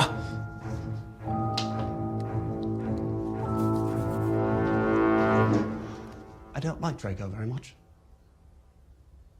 Honestly, this scene is pretty sad. I felt bad watching it. They don't explain what he's supposed to be auditioning for in this self-tape, but whatever it is, Jake Novak has a better chance of getting the role. I want to be the next SNL cast member. Now here's where the movie prevents the second conflict. That's right, this movie has two conflicts. The first is he gets that text with the typo, but the second is that today he has the biggest audition of his career. And no, it wasn't that self-tape audition. I guess they just kind of threw that in for goofs. He's auditioning to be the next Batman. I'm still waiting to hear from my agent about this Batman role. So, throughout the movie, London is faced with two equally important problems. The first, he has to prepare for the most life-changing, career-making audition of his life. And the second is that he's having a little bit of trouble getting a hold of his girlfriend. The stakes can't get much higher than this, folks. But Danny, can't he just prepare for the audition and then try to get a hold of his girlfriend later that day or tomorrow at the latest? No! They could be dead tomorrow, especially that one guy. He could die any second. They have to do both of them today. This movie kind of feels like a Lele Pons YouTube skit from like 2017, but instead of like 10 minutes long, it's an hour and a half long. From the sound effects to the uncomfortable silence between every spoken line in this movie. Why would you give me goat milk? I watched an interview. You said you like goat milk. I can't tell if they're using the awkward silence for like comedic effect to like really hammer home that like, these guys are kind of weird. Or if the silence is more just because nobody knows their lines very well. There's another option that they added in all these pauses in the movie because we're supposed to be laughing at the things that they're saying in the movie. So they added in nice little pauses for us to laugh. She left with the dude? A buff dude. And they had bags. And yes, they left together. In fact, it kind of feels like, have you ever seen people who have edited The Big Bang Theory so that it doesn't have the laugh track to show how like bad all of the jokes are? Who are you? Oh, I'm Denise, the new assistant manager. That's kind of what this movie feels like. Are your eyes all watery? Because I'm high. That's way better. Bazunga. It's so fitting that this movie feels like a bad YouTube video from 5 years ago, because I'm pretty sure they filmed this at Rice Gum's old house. Did something happen in that house? Is there like a curse? 100 years ago, one of Hollywood's earliest YouTubers died in that house, and now all the content that's created there is cursed to be mad disappointing. Okay, so now they got to investigate what's happened to Apple. London's phone is broken, so he can't contact her, so the only thing he can do is go looking for her. So he goes to the last place she was seen and talks to Pete Davidson. Did you see Apple? Yeah, she was just here like 2 minutes ago. Did she say where she was going? You know what? She did. She actually. No, are you fucking crazy? You guys never talk to me. I mean, the only reason you know my name is because it's on my name tag right there. B-E-R-R-Y. Barry. Pete Davidson feels like he's not really invested in this movie at all. He breaks the fourth wall a little bit too much in this movie. He reads his name tag like he's making fun of the fact that it doesn't say Pete Davidson. He's like, Barry? That's not my real name. My real name's Pete. It's funny because I'm very clearly Pete Davidson and not some guy named Barry who works at a valet stand. There's also a scene later on in the movie where he looks directly into the lens of the camera. I think they could have cut that out. Well, talking to Pete Davidson, Barry. It's just so funny that he's pretending to be Barry. Talking to Barry didn't get him any leads, so I guess that means now it's time to go to his audition. Sorry, he breaks into Apple's house to find clues? Find clues, please. Find clues of what? What might she have left lying around that would indicate whether she made a typo this morning or not? They find a bag of her fingers? She was missing her fingers this morning. That's why she fucked up the tags. Oh. We should probably call the police, right? I'm not breaking into my girlfriend's house.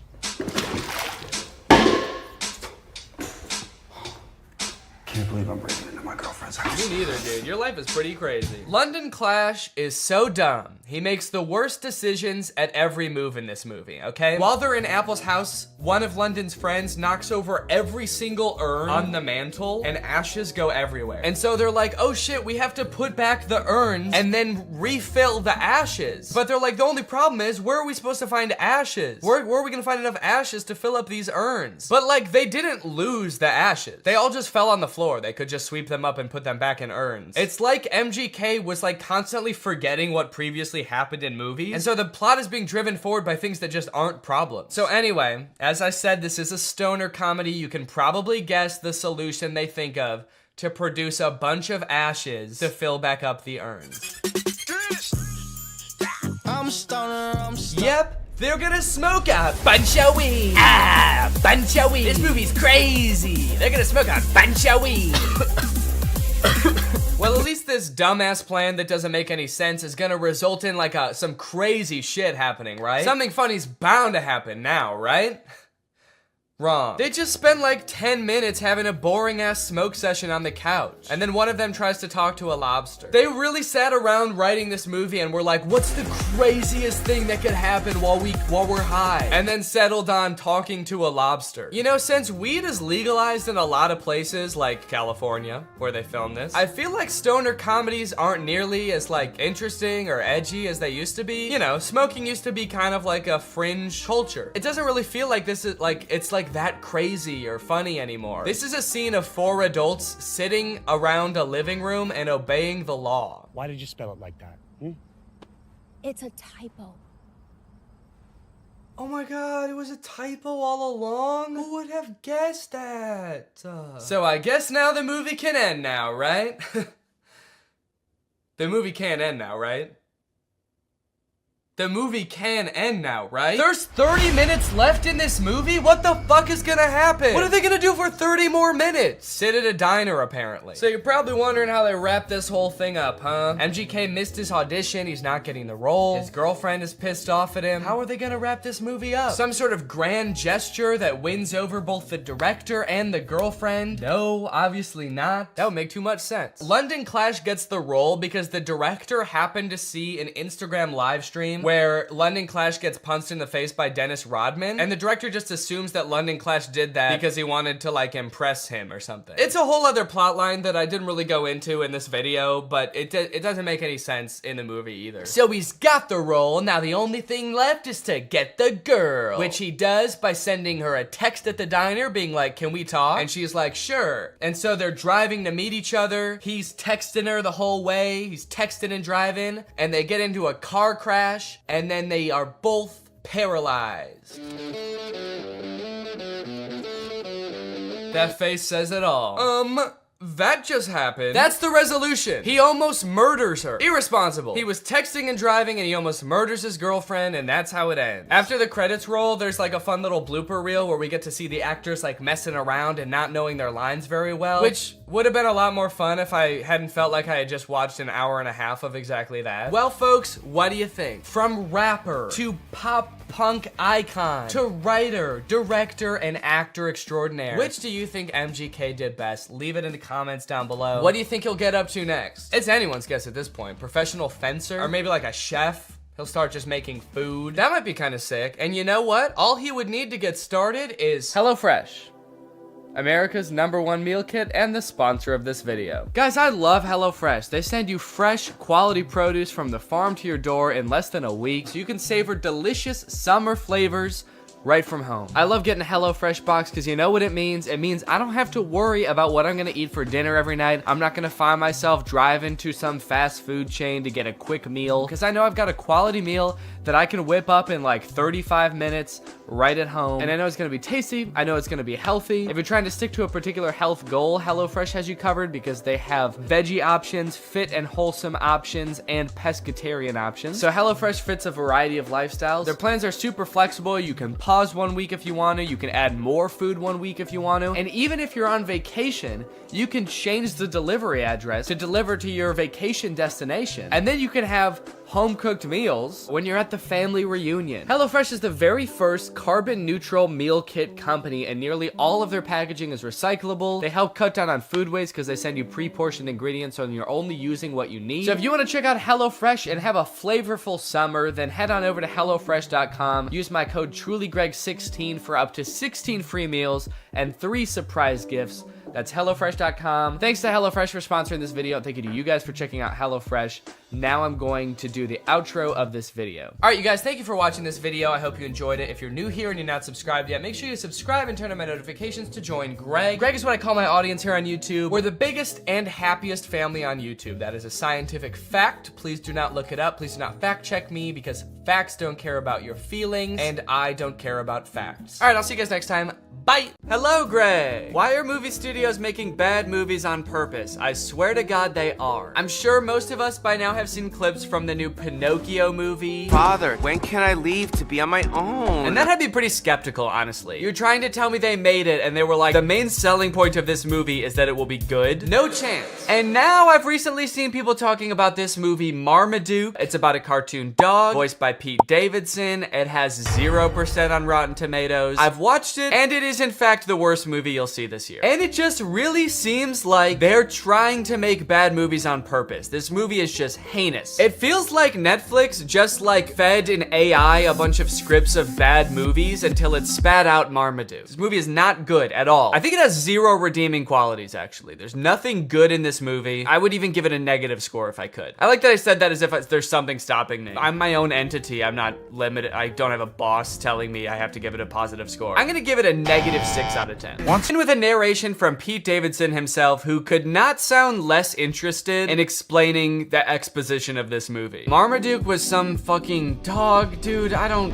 care. I'm dating a Kardashian, man. You think I need this? I personally don't have a problem with Pete Davidson. He's a funny guy. He was not up to the task of being the main character in this movie. This is a cartoon dog. You need someone with like a crazy range. Pete Davidson's emotions range from high and pleased down to high and indifferent. That's about all the variety you're gonna get out of Pete Davidson. After watching the movie all the way through, I'm not even 100% sure that Pete Davidson even knows he's in this movie. I haven't seen Pete Davidson do any promotion for this movie. I don't think he's done interviews talking about, you know, getting into the role of Marmaduke. I would not be surprised if they just like took audio excerpts of Pete Davidson from like other TV shows and just like found a way to make a movie about a dog around them. You look at the characters in this first scene here and tell me, what is your reaction? Artists subjective. What you like depends entirely on your life experience, your personal taste, you know, where you were born and raised. For example, I was born in the 1990s on Earth, and I hate every single one of these characters. There are 3 body shapes in the universe of Marmaduke. There is eerily slender, bouncing egg. That's right, they don't walk, the round characters. They just kind of bounce from place to place. And then there's Mom. Mom has a serious case of the Pixar mom syndrome. I guess the creators of Marmaduke decided to take a page out of Pixar's book when designing the mom, and then they ignored all the other pages in the book about like how to make a movie. Anyway, through a little bit of narration, we find out that the reason Marmaduke is not allowed at this party is because he's basically a terror to the family. Marmaduke is a nightmare. He chases the cat, and Guy, being like a world famous dog trainer, sees Marmaduke, this poorly behaved monster, and decides, hey, this would be kind of an interesting challenge for me to transform Marmaduke into like a good boy. At first I thought this guy was gonna be the villain of the movie because he's like rich and British, and I think that it's the law in cartoons that the bad guy has to be rich and British, but this guy is actually, he's not that bad. He's a little greedy, but he's not the bad guy. So Guy goes over to Marmaduke's house and talks to the owners and is like, hey, if you let me train your dog and enter him into like dog competitions, we could win $1 million, and I'll share the $1 million with you, which is actually a very nice thing for a rich British man to do in a cartoon. The family says yes, so Marmaduke gets to train with this experienced, highly awarded, rich and famous dog trainer. And they start training right away. Or actually, sorry, Marmaduke doesn't want to train at all, so the trainer starts beating the shit out of Marmaduke. That's enough for today. That's enough for today? You didn't do anything. You just hurt a dog. You didn't teach him any tricks. He doesn't even know how to sit. All right, the first trick we're gonna learn today is how to dodge a punch.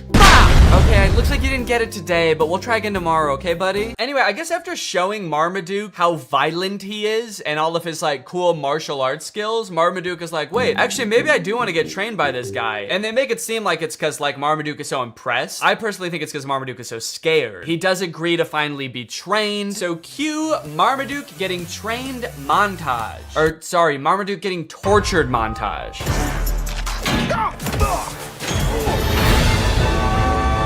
Yeah, that's right. Before Marmaduke agreed to get trained, Guy just beat the shit out of Marmaduke. But now that Marmaduke has agreed to be trained, he is still getting beat up, but just in new and fancy ways. This movie is essentially about a dog who loves to eat and suffers greatly for it. You know what is one thing that's unclear about this movie? Can Marmaduke talk? Earlier in the movie, Marmaduke was trying to talk to the people and all they could hear was barking sounds. I think you're being too hard on poor But then Marmaduke and Guy seem to have full conversations. So who is speaking the other one's language? Is Marmaduke speaking English? Or is the trainer barking at Marmaduke? Like if you were to walk by the park where Guy is training Marmaduke, is Guy just going like, arr, arr, arr? This movie is completely uninterested in answering this question. After Marmaduke has been thoroughly beaten and humiliated by Guy for a week or two, it is time for Marmaduke to enter his first dog show. This is where we meet Marmaduke's main competition and basically the villain of the movie, this beautiful dog Zeus. The movie's getting kind of dark. This is a really somber, like, middle section of a children's movie. He's not a loser! It just turns into Marriage Story.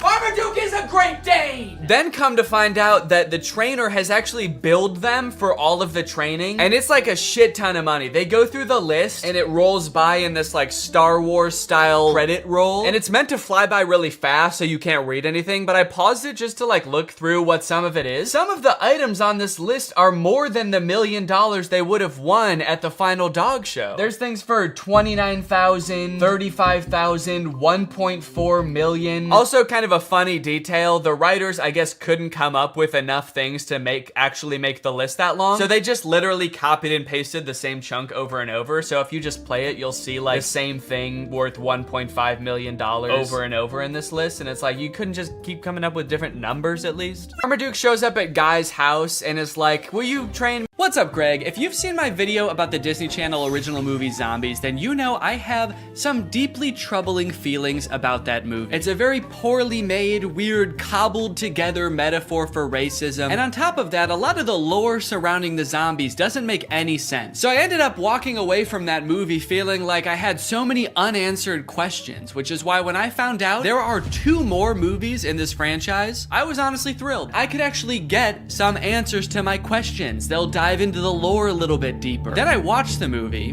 and realized that was a very dumb assumption to make. This movie does not answer any of the questions that you might have had about the first movie. In fact, it introduces a whole bunch of new lore that like is even more confusing and also kind of contradicts with the lore from the first movie. Now, all of that might lead you to believe that this movie is gonna be really bad, like even worse than the first movie, but honestly, this movie is not that bad.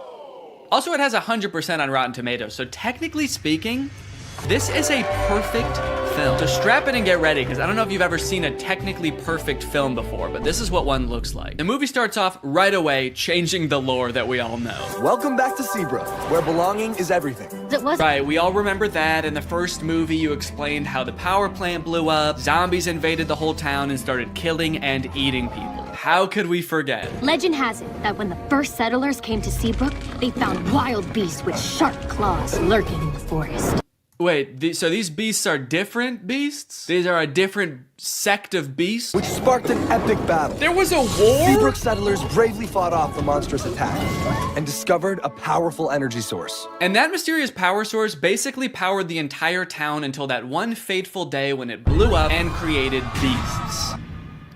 Different beasts. These are different beasts than the beasts we just saw. This is a very beast-heavy town. The beasts were a distant memory. Seabrook forgot monsters could be real. So, hold on. You guys didn't think to mention this during the first movie? How could you tell us a history of Seabrook and neglect to mention the crazy thing to say for someone who has for sure eaten his neighbors? Also, we saw what you did to people in the last movie, dude. It's not hard to believe at all. I'm still scared of you. Then we check in on Addison, who you may remember from the first movie by her platinum blonde hair that for some reason in this universe makes her some kind of sick, disgusting freak. That's Cheer Captain Bucky, my cousin. My cousin. It's here at Cheer Camp we learn two things. First, that story about the werewolves is kind of a legend, and no one's really sure if it's true or not. Cheerleaders are having fun at Cheer Camp, zombies are entering all facets of normal human life. Zed's dad has even been hired as the project manager to demolish the old power plant, which I'm sure will have little to no consequence in this story. The message of the song is undermined a little bit when the Cheer Captain Bucky my cousin launches an underclassman into the air with a high-powered water bazooka called the Buckzooka. Just a little bit of playful hazing, I guess, for the underclassmen. Oh, you want to be a cheerleader? How about some internal bleeding? That's hazing, baby. Nobody joins an organization that I've already joined and gets away with it. And while I do wish someone would rush this poor girl to the hospital, I do have to admit, the song does slap. The music in the first movie sucked in my opinion, but the production quality of not just the music, honestly, but the whole movie is way better in this one. Probably as a result of the success of the first movie. The first one was very popular. So they were like, look, this next movie, you know, it's not gonna make any sense, but it's gonna look fantastic. The lighting on that girl as she flies. Just hoping that Zed will write to her while she's at cheer camp. They have a bit of a love connection going on, as you'll remember from the first movie, but Addison never will get those letters because the older cheerleaders are shredding them and turning them into pom-poms for the underclassmen to use. Addison, I hate to say it, I don't think these cheerleaders are teaming up to make progress with you. I think they're conspiring to ruin your life. On the way home from cheer camp, love is in the air. Cheerleaders are asking each other to prawn. Yes! I got invited to prawn! Which is Seabrook's version of prom. Their mascot is like a shrimp or something, so I guess that's why it's called that. And for the first time this year, zombies are allowed to go to prawn. Bree is actually hoping that Bonzo will ask her to prawn. Waiting to attack. They jump to the conclusion that the werewolves want to attack them so bad. Addison leaves the interaction totally unscathed. They didn't do anything to her, but the whole town, even the zombies, are like, ooh, the werewolves want to kill us so bad. We better kill them first. And eat them. Typical zombies. So the leaders of the town decide to reinstate all emergency monster laws. All anti-monster laws are reinstated. This sets up one of the big conflicts in the movie because, as you know, Addison wants to go to prawn with Zed, but one of these anti-monster laws is that zombies aren't allowed to go to prawn anymore. Zombies can't go to prawn.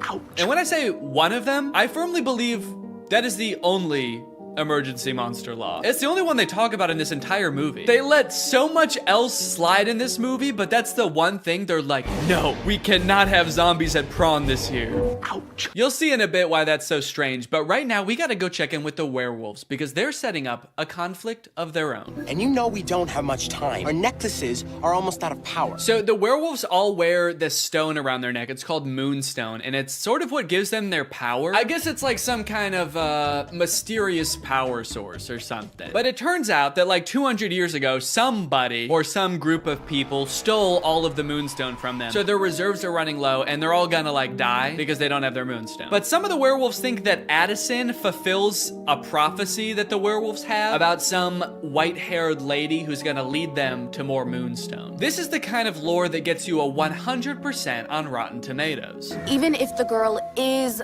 the great alpha. A girl? The great alpha? I'll believe it when I see it.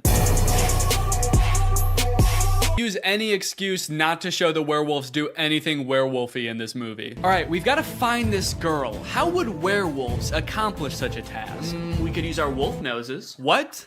No, no, what is wrong with you? No! We could ask around? Yes! Also, for those of you wondering, yes, that is baby Ariel from Musical.ly. She used to be like the most followed person on Musical.ly. I always wondered what happened to her. Guess she lives in the woods now. We find the girl, and if she's the great alpha, she'll tell us where the Moonstone is hidden. We go in the morning. We go tonight. That's right. They're not gonna wait around. They have to go tonight. So they march out of the Forbidden Forest, down the streets, and into Seabrook High, singing about how they own the night. Then they open up a vent and crawl into it, and they wait until morning. So kind of seems like they didn't really need to go at night, did they? They all file into the vent so dejectedly. They're like, maybe we should have researched what this place is. I guess we don't know what a school is. They're not here at night. Imagine they accidentally went on like the last day of school before summer. A janitor finally comes in after 80 long days and finds 20 dead werewolves in a vent. That day at school, Bucky and Zed both decide to run for class president. Zed because he wants to re-allow monsters to go to prom, and Bucky, I don't know, he probably wants to like divert more of the school's funding towards an unmanned drone for the cheerleading team. But then, suddenly, well, that's obviously not allowed. You guys were about to kill them. And also, the emergency monster laws are in effect, and there's definitely one forbidding such things. Technically, the Forbidden Forest is within the school district. What? So, welcome to Seabrook. What? Wow, guys. The emergency monster laws are working great. No, you did so good. You did such a good job. They were so close to killing you, and they only stopped because they found out Bonzo's not allowed to prawn. So, good rule. So just like that, the werewolves enroll at Seabrook High. And wait a minute, all of the werewolves look the same age. Are they all teenagers? Or are some of them like 80 years old? Are some of them babies? And how does that work in dog years? Are they going to classes? I don't even know if they know how to write. They're not gonna be able to find the Moonstone. They're gonna be too busy failing all their classes. So Zed is worried about losing. Okay, at this point in the song, they're just having fun with it, man. They're just splashing around. I don't even think they're trying to convince the mayor anymore. He's not even in that part of the power plant. He's just standing alone in the main entrance now. You can hear music just vaguely echoing through the plant. Okay, I get it. I think I figured it out like 20 minutes ago, guys. Okay, so I've got good news and I've got bad news. The good news is they decide not to blow up the power plant. Stop the detonation. The bad news is the demolition guy accidentally does it anyway. Shut it off. I can't. And also, Addison finds out she's actually not a werewolf. And that is Zombies 2. And now it's time to talk about our sponsor. This video has been sponsored by...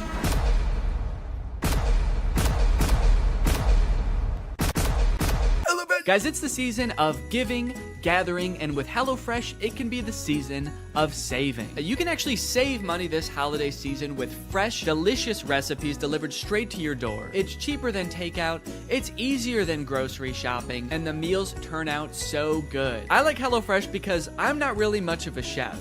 Okay, I don't really know how to cook well, but every time I cook HelloFresh, it ends up turning out great. Last night we had these Tex-Mex enchiladas, didn't take too long to prepare, turned out great. Honestly, best homemade enchiladas I've ever had, and I was the one who made them at home. I've got a lot going on. I've got a baby. I've got family visiting. It's a busy time of year. So sometimes it can feel impossible to get a good, nutritious homemade meal in, but not with HelloFresh. Can I let you in on a little secret?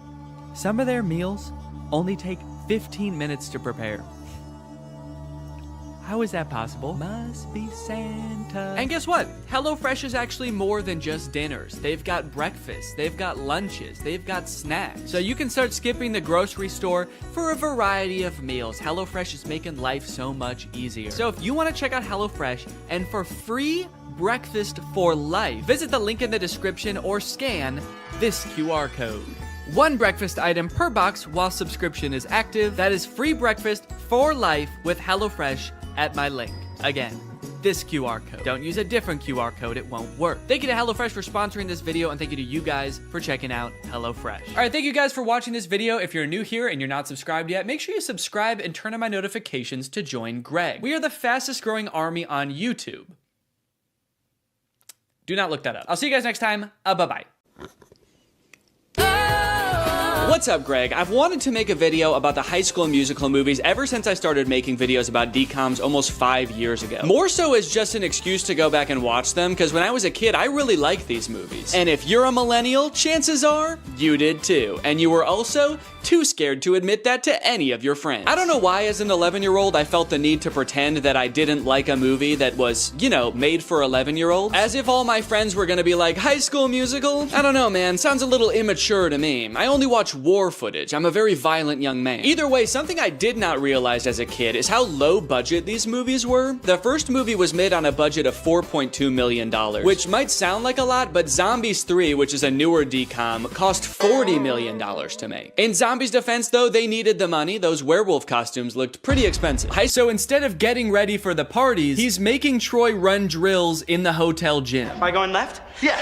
He looks middle, you take it downtown. Well, Troy, it's New Year's Eve. You know what that means. That's right, Dad. I might finally get my first kid. Fake right! Take the ball downtown! Troy's mom comes to get them for the party, and Troy asks if he can have one more basket with all of the confidence and swagger of a real high school jock. Come on, one more. One more? Just one more basket, please. Troy shows up to the teen party and is immediately yawning his face off. All right, hell yeah. This is clearly a popular jock who knows how to party. Somehow, despite being the two most bored people at the party, the spotlight chooses Troy and Gabriella to sing karaoke. But to the spotlight operator's credit, they actually do crush it. They both get up there and they're nervous at first, but then all of a sudden, Troy's voice, it's like it changes almost, actually. It's like his voice changes from his voice to like a professional singer's voice. Because that is what happens, actually. Living in my own world. Now who'd have ever thought that? I think this might be like the most well-known High School Musical trivia, but for the vast majority of the first High School Musical movie, it's not Zac Efron's voice singing. He had a voice double. His name is Drew Seeley, and he never appears on screen in the movies. He also apparently didn't even realize how big of a movie High School Musical was, and forgot that he had done the vocals for the movie until it came on the TV while he was working a shift at P.F. Chang's. Apparently, he tried to convince his coworkers that it was really him singing in the movie, and no one believed him. It's kind of funny because the whole point of the movie is kind of like, hey, basketball guys can sing too if they wanna. But not this basketball guy, actually. You don't want to hear this basketball guy's voice. So they crush the song. They're so romantic. I should say something romantic. I gotta go find my mom. And then she vanishes. And he never sees her again. That's right, you thought the movie was gonna be about Troy and Gabriella? Nah. No, the rest of this movie is about Troy and Viking Boy. Flash forward, Troy returns to his high school, East High, where he is seemingly a god amongst men. And then, actually, I don't remember this scene. Yeah, I don't know what happens here at all. Looks like the teacher is about to maybe give some kind of speech about today's sponsor? This video is sponsored by the Pokemon Company International. And they've sponsored this video because they want me to share some very exciting news with you. A Pokemon Day celebration is taking place in Pokemon Trading Card Game Pocket right now. There's a new themed booster pack, Triumphant Light. And players can receive 3 booster packs for free just by logging in. And these booster packs, mind you, are guaranteed to contain at least 1 card of 4 diamond rarity or higher. By completing special missions, you can also obtain a unique display playboard, as well as space-time smackdown packs, 500 trade tokens, 12-pack hourglasses, 24 wonder hourglasses, 24 trade hourglasses. Not to mention, at the end of March, ranked matches are coming to the game. So get your favorite decks ready and get ready to battle, baby. Pokemon Trading Card Game Pocket is a free-to-start game, available right now for download on iOS or Android. So go to this link or click the link in the description to join now. Log in, have some fun, and enjoy the Pokemon Day celebration. And now back to Troy. But unbeknownst to him, there's a new student at East High. I reviewed your impressive transcripts. I expect your light will shine very brightly here at East High. I don't want to be the school's freaky genius girl again. Freaky genius girl? What did you do at your last school? Troy notices that Gabriella is sitting in the back of their drama class, and not to be nitpicky, but this drama class scene lasts for 2 minutes, but the class happens in real time from start to finish in that 2 minutes. The bell rings. They sit down, the whole class gets detention, and then the bell rings again and they leave. How long is a school day at East High? Is it like 15 minutes? Troy shows Gabriella around, they catch up a little bit, and it is revealed that, on the other hand, I guess it would also be weird if they didn't sing when everyone else was. At the end, when they're all singing, we're all in this together, Corbin Blue's just standing around like... This is lame. There's 2 parts in the song, though, where Troy, like, stops rapping to sing from the heart about how he wants to do the musical. She makes this feel so right. Should I go for it? What do you mean she makes this feel so right? And should I go for it? Gabriella doesn't want to do the musical. It was your idea, and she said no. Don't drag her into this. This girl's making me crazy. No, you're crazy. You already were, and then you met a girl. That's what happened. Also, Zac Efron is 5'8", and presumably so is everybody else on this basketball team, because they're all like the same height, so how good exactly are they at basketball? Okay, but also, what is the third result there? Gabriella, San Diego Zoo's newest... What is Gabriella at the San Diego Zoo? Ryan's like, oh, that's interesting. Look, it says here she's a dolphin. That's funny. Now that I think about it, I can't believe I never noticed. After basketball practice, it's time for Troy to go home and relax. Just kidding, it's time for more basketball. Come on, Troy, fake left. Take the ball downtown. Did you ever think about trying something new, but we're afraid of what your friends might think? I mean, like going left? You're doing fine. Come on. Troy's dad has one thing in his mind, and it is one basketball just bouncing around like the DVD logo. I want to see a movie about him and how hard his life must be. I do like that this movie keeps the tradition alive of Disney Channel movie characters being inexplicably rich. His dad is a high school basketball coach, and they live in a mansion. What does the mom do? She an arms dealer? Also, he says something new, like going left. I mean, like going left? When in Get You Ahead in the Game, Troy clearly says coach said to fake right and break left. He already said to do that. That's not new. That's what he already does. So... Found a plot hole. Next, gone. Wow, where'd he go? Pay no attention to the fact that as he turns the corner, he probably fully saw Troy like...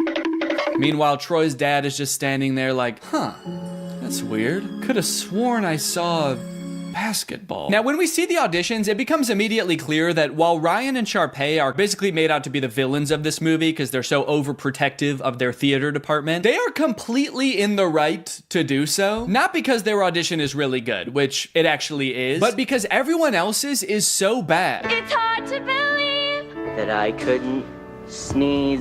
It seems that no one else in this entire school can even sing. It seems like they actually don't even have a concept of what music is. So like, yeah, I would actually be hoping I got the lead too. It is funny how they all act like they can't sing, and then anytime there's like an actual musical number as part of the movie, every member of the student body sings their heart out like the Rentas do. What's going on there? So Troy shows up to audition, and then Gabriella shows up too. I guess, turns out she actually did want to audition. I don't know. I don't know if Troy threatened her or what, but she shows up. But they are too late to the actual audition, so they don't get to audition in time, but they stick around afterwards and just sing an audition anyway. And Miss Darbus, the director, hears them and decides, you know what, you guys get a call back. Understandably so, she's working with a very small talent pool. Here comes 2 people who know what a song is. She's got to hold on to that. It's for you when it came out. And in a sense, it kind of was. The writer, Peter Barsacchini, who was mostly known for writing rated-R action movies at the time, started writing the script because he wanted to make a movie he could watch with his daughter, Gabriella. I thought it would be really fun to write a Disney Channel movie that my daughter could watch. Yes, he did name the main character after her, and that kind of melts my heart. She was 10 in 2004 when he started writing it, And so was I. The story was actually inspired by his own high school experience, when one of his basketball teammates confided in him about his love for ballet. Decades later, Peter thought, wow, that's actually the perfect plot for a kid's movie. No, actually, that's too far. They could do the musical, but only if it's because they want to sing with a girl. Anyway, it's time for another song about how basketball players shouldn't sing, sung by, you guessed it, the basketball players. I really never did think of that. Because this whole singing thing is getting in the way of Troy's basketball responsibilities, his team decides to get together with Gabriella's friends to try to break the two apart. The plan consists of getting Troy to badmouth Gabriella by listing the names of basketball players who went to their high school 20 years ago? Spider Bill Natrine, class of 72. Sammy Slamma Jam. And you want to know the crazy thing? It works. We're supposed to believe he doesn't see them set up a webcam right in front of his face to record him shit-talking his girlfriend? They might as well be filming on like a giant hand-crank film camera. The kind where you gotta put a blanket over your head to even see the image. Troy 100% sees the camera and does not care who sees what he's saying. The thunderclap. Gabriella is not important. See here? The pain is manifesting itself in Troy physically here, as he can't even shoot a basket without experiencing immense physical trauma. Aren't basketball players supposed to be good under pressure? Especially the captain of the team. Seems like this whole movie we've seen nothing short of the psychological unraveling of Troy because he sang with a girl one time. Hey, we just had another team meeting. We just had another team meeting, man, and we just wanted to say, we forgot about JJ Buckets Jenkins, class of 1984. Does that change your mind? So later, Troy sneaks up onto Gabriella's balcony. Again, huge house, no explanation, to try to win her back. Don't sing and dance with them like you learned a valuable lesson. Get out. If Gabriella dropped dead right now, you would dance on her grave. And that's High School Musical 1. Many people lovingly remember little Viking boy from the first High School Musical movie. And while he rocketed to stardom in the wake of the first movie, his troubled life and fall from grace has been the subject of many concerned Twitter threads in the 19 years since. Do you know why I pulled you over today, sir? Huh? I said, do you know why I pulled you over? You're all over the road. Huh? All right, you want to play tough, asshole? That's fine. Huh? All right, step out of the vehicle, take off that helmet. No, I can't take this off. It's a birth defect. It's part of my body. Are you drunk? I don't know, huh? Let's think about that. Does crack get you drunk? Let's think about that for a second. Let's all think. Does crack get you drunk? After 15 DUIs and 3 counts of kidnapping exotic animals, little Viking boy was sentenced to life in prison. Authorities claim that it's here he became head of an extremist religious cult. His followers helped him escape in 2023, and his current whereabouts are unknown. Although he does occasionally post to Instagram to frantically proclaim the end is near or post a brand deal. Every morning I wake up and I drink 6 bangs. High School Musical premiered to 7.7 million viewers, a record that has only been broken a handful of times in the nearly 20 years since. But one of my favorite things to come out of the success of this movie, which I totally forgot about until I was making this video, was the live concert. I forgot about this until I went to the library to check out the DVDs for the 3 movies, and they happened to have a DVD of the recording of High School Musical in concert. This feels pretty unusual, even to this day, for a Disney Channel movie to put together a live touring concert featuring the actual cast of the movie, selling out arenas with audiences in the tens of thousands around the world. But it wasn't the whole cast, actually. Zac Efron couldn't be there because he had a commitment. He was filming Hairspray at the time. So who did they get to fill in for him? Living in my own world, didn't understand. It's Drew Seeley! Drew Seeley! I'm sure they advertised the fact that Zach wasn't going to be there and Drew would be in his place, but I have to imagine every concert, there were like 1 or 2 kids that were like, what the fuck? Zach looks different in person. With all the success of the first movie, they had to crank out a sequel fast, which they did, releasing High School Musical 2 in August of 2007. And you might think it would be impossible for them to catch lightning in a bottle twice, but oh baby did they. What time is it? Sequel time. One of the first things I noticed is that despite only a few months having passed from the events of the first movie, Troy looks drastically different. His hair is much darker, he has a different haircut so you can see his ears now, but most strikingly of all, his eyes have somehow become more blue. You actually listening? His eyes were already pretty blue in the first movie, but they're piercing in this film. It is scary. Get some contacts, you freak. The class immediately erupts in celebration. They throw their papers in the air, start dancing around, and did Chad just kiss his teacher on the neck? Yeah, he just kissed Miss Darbus on the neck. That's too far. Luckily, it doesn't look like she cared. She's just vibing. Good to be chilling out. We finally get to hear Zac Efron actually sing in this song, and I hate to admit it, but he sounds pretty good. I'm sorry, Drew. Your services are no longer needed. Why does he do that? Now, the trouble in this movie begins because Troy wants to make some extra cash this summer. His parents are making him pay for college, despite them clearly being very wealthy, taking vacations at ski resorts and living in a literal mansion. But I gotta get hired first. Me too. I'm saving up for a car.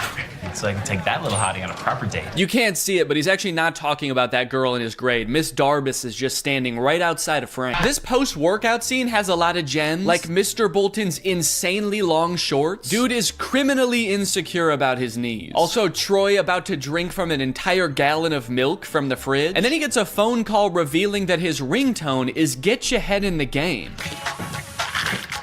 Uh-oh. Is that a real song in this universe? So in the first movie, it seemed like Sharpay might have had a little crush on Troy, but in this movie, she's got a big crush on Troy. She's like, he's the most popular guy in school, and I think I'm the most popular girl in school. It's a match made in heaven. So she pulls some strings at her family's country club to get Troy a summer job there. The only catch is Troy requests to get like the entire school hired, and somehow that works. So Troy shows up. Pretty girl who loves to hip-hop dance got a job there. You got Vanessa Hudgens' stunt double working there. Mrs. Montez, it would seem your lunch break does not start for 3.5 minutes. In order to keep the conflict of this movie moving along, they have to make it seem like because they are just kids. So some of the insane demands that their job is asking of them is just like, hey, can you show up to work on time and make sure you clock out at the end of your shift? And the entire student body of East High is like, we're in prison! They're not gonna pay us until we provide a service? What kind of dystopian universe is this? Mr. Fulton is 100% correct to be strict, by the way. Several times throughout this movie, he catches them doing things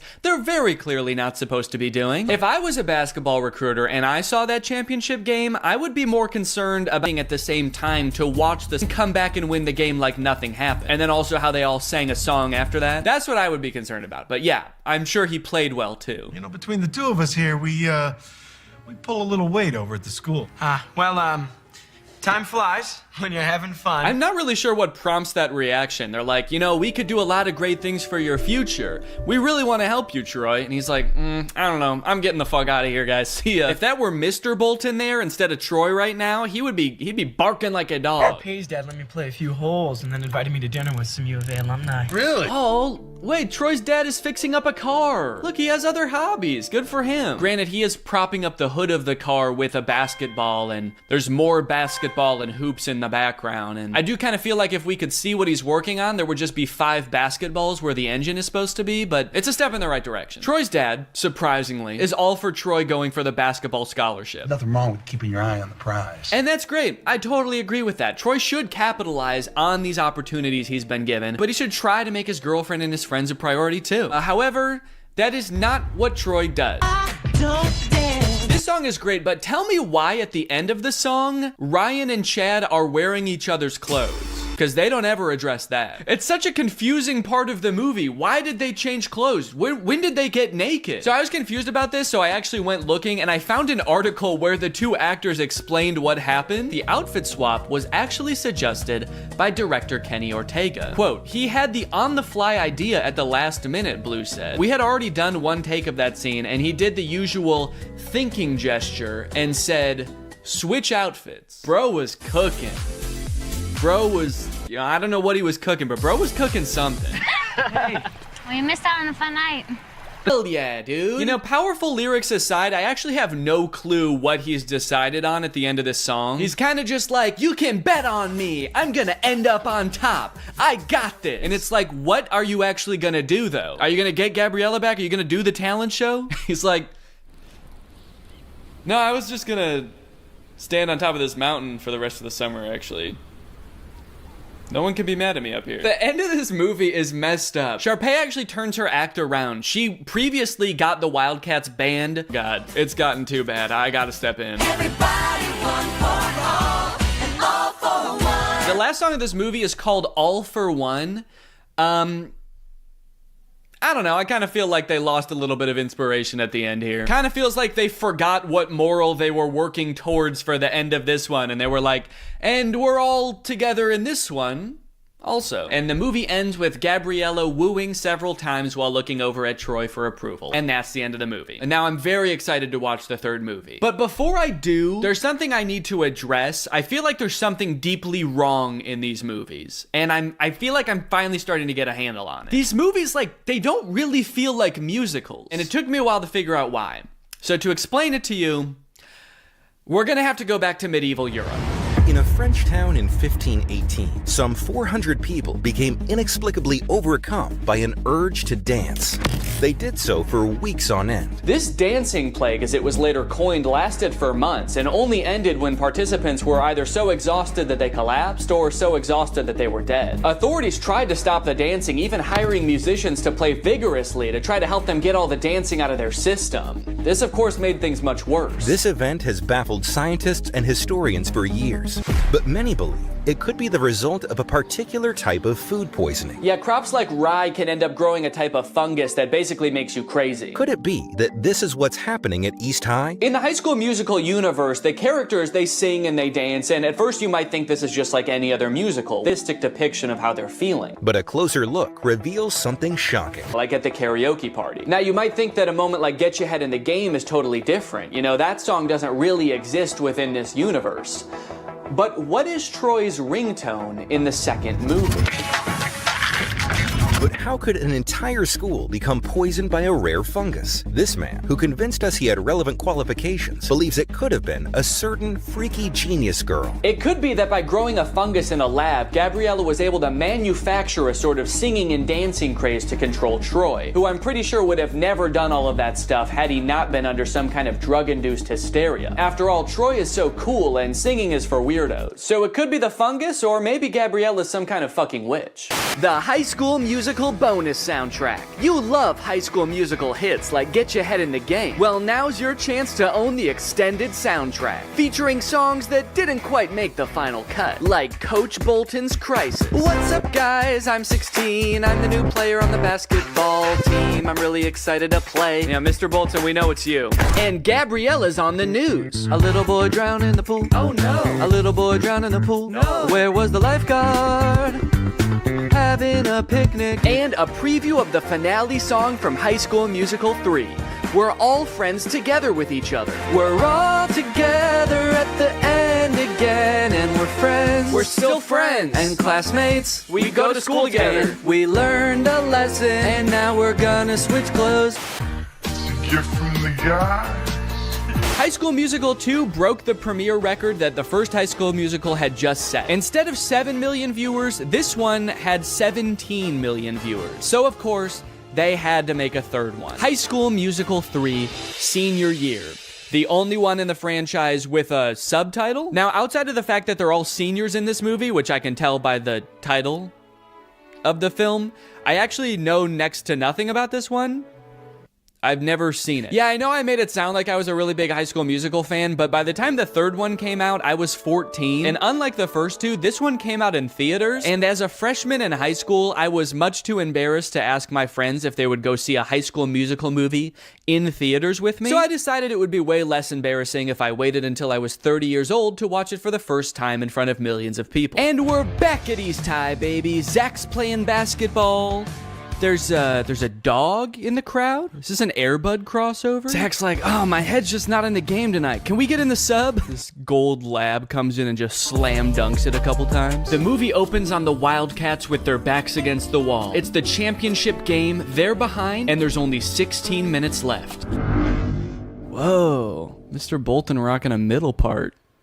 That's new. Mr. Bolton gives a speech about how there's only 16 minutes left. There's 16 minutes left. And then they sing a song about how there's only... You are not a champion. So Marmaduke is like, you know what? Screw it. I don't need you. And he decides to set off on a journey to show him what a real champion can do. He runs to China. And then he runs to Egypt. And then he swims in the ocean. And then he goes home. And I guess that's pretty much all the training he needs. I don't know why he is still so focused on the dog show after that. Marmaduke's like, yeah, I climbed to the top top of Mount Everest and then swam to the bottom of the ocean so that I could hopefully compete in an obedience competition at a regional level. I hope that I do okay. It's like, no, all of the things you did just then are like infinitely more impressive than a dog show. At least that's what I thought until we get to the dog show and we see what other dogs do during the talent portion.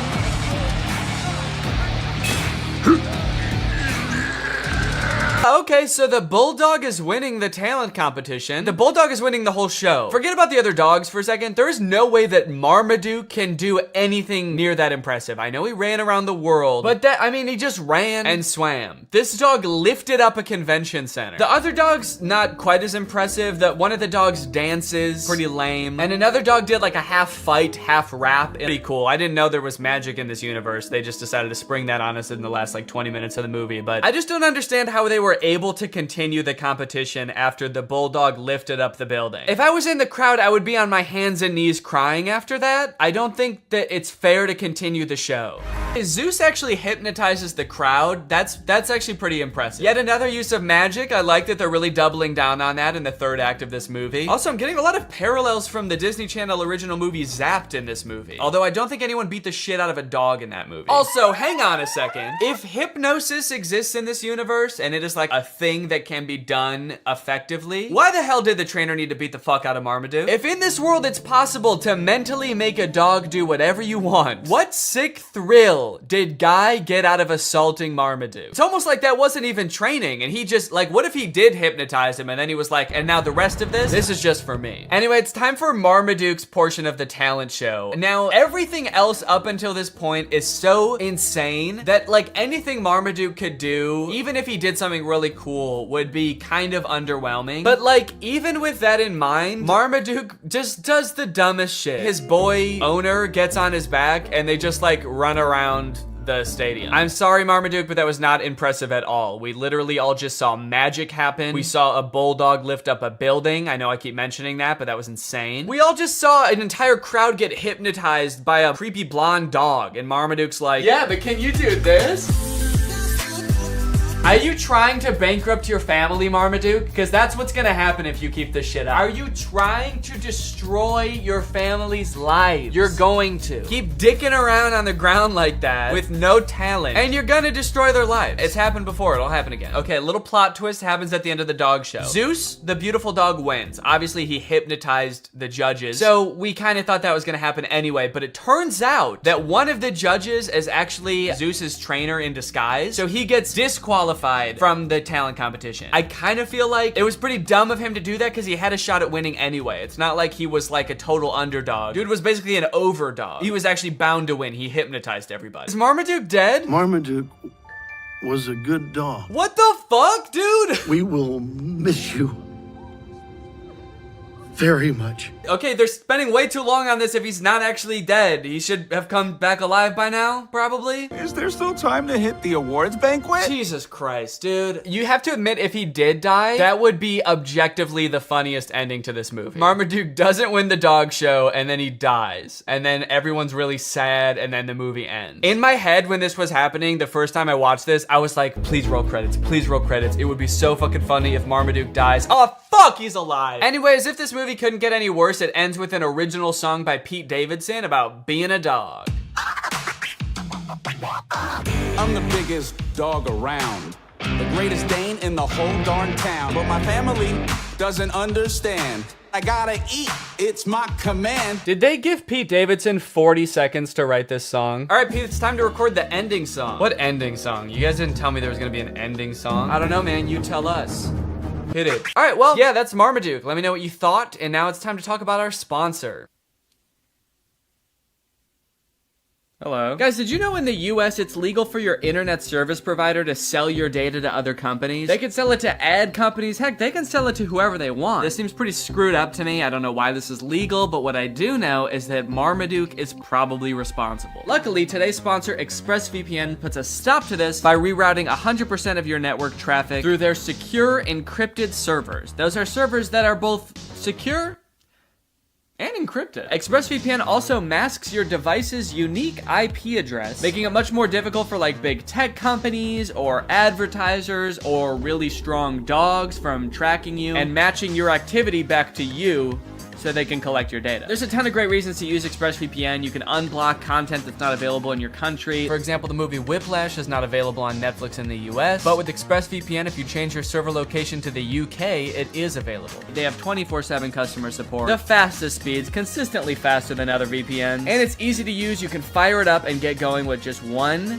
click. I've got ExpressVPN on my computer and my phone, pretty much every device that can have it in my house. So find out how you can get 3 months for free by visiting expressvpn.com/Danny Gonzalez. That's expressvpn.com/Danny Gonzalez. Thank you to ExpressVPN for sponsoring this video, and thank you to you guys for checking out our sponsor.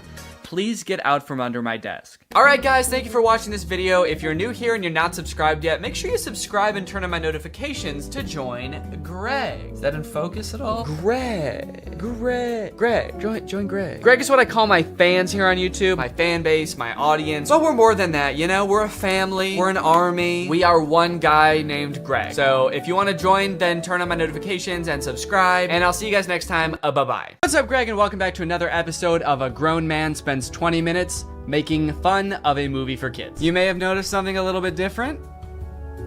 There's a microphone in the frame. I got a new stand for my microphone, and apparently the only way I can get it like close enough to me is by having it slightly in frame. So I hope this isn't super distracting. This would be kind of a crazy way for like one of those faceless YouTubers to film videos. What's up, guys? So today we're going to be talking about Zapped. And after watching this movie, I'm starting to think that the writers of Disney Channel original movies are not capable of writing a movie that's not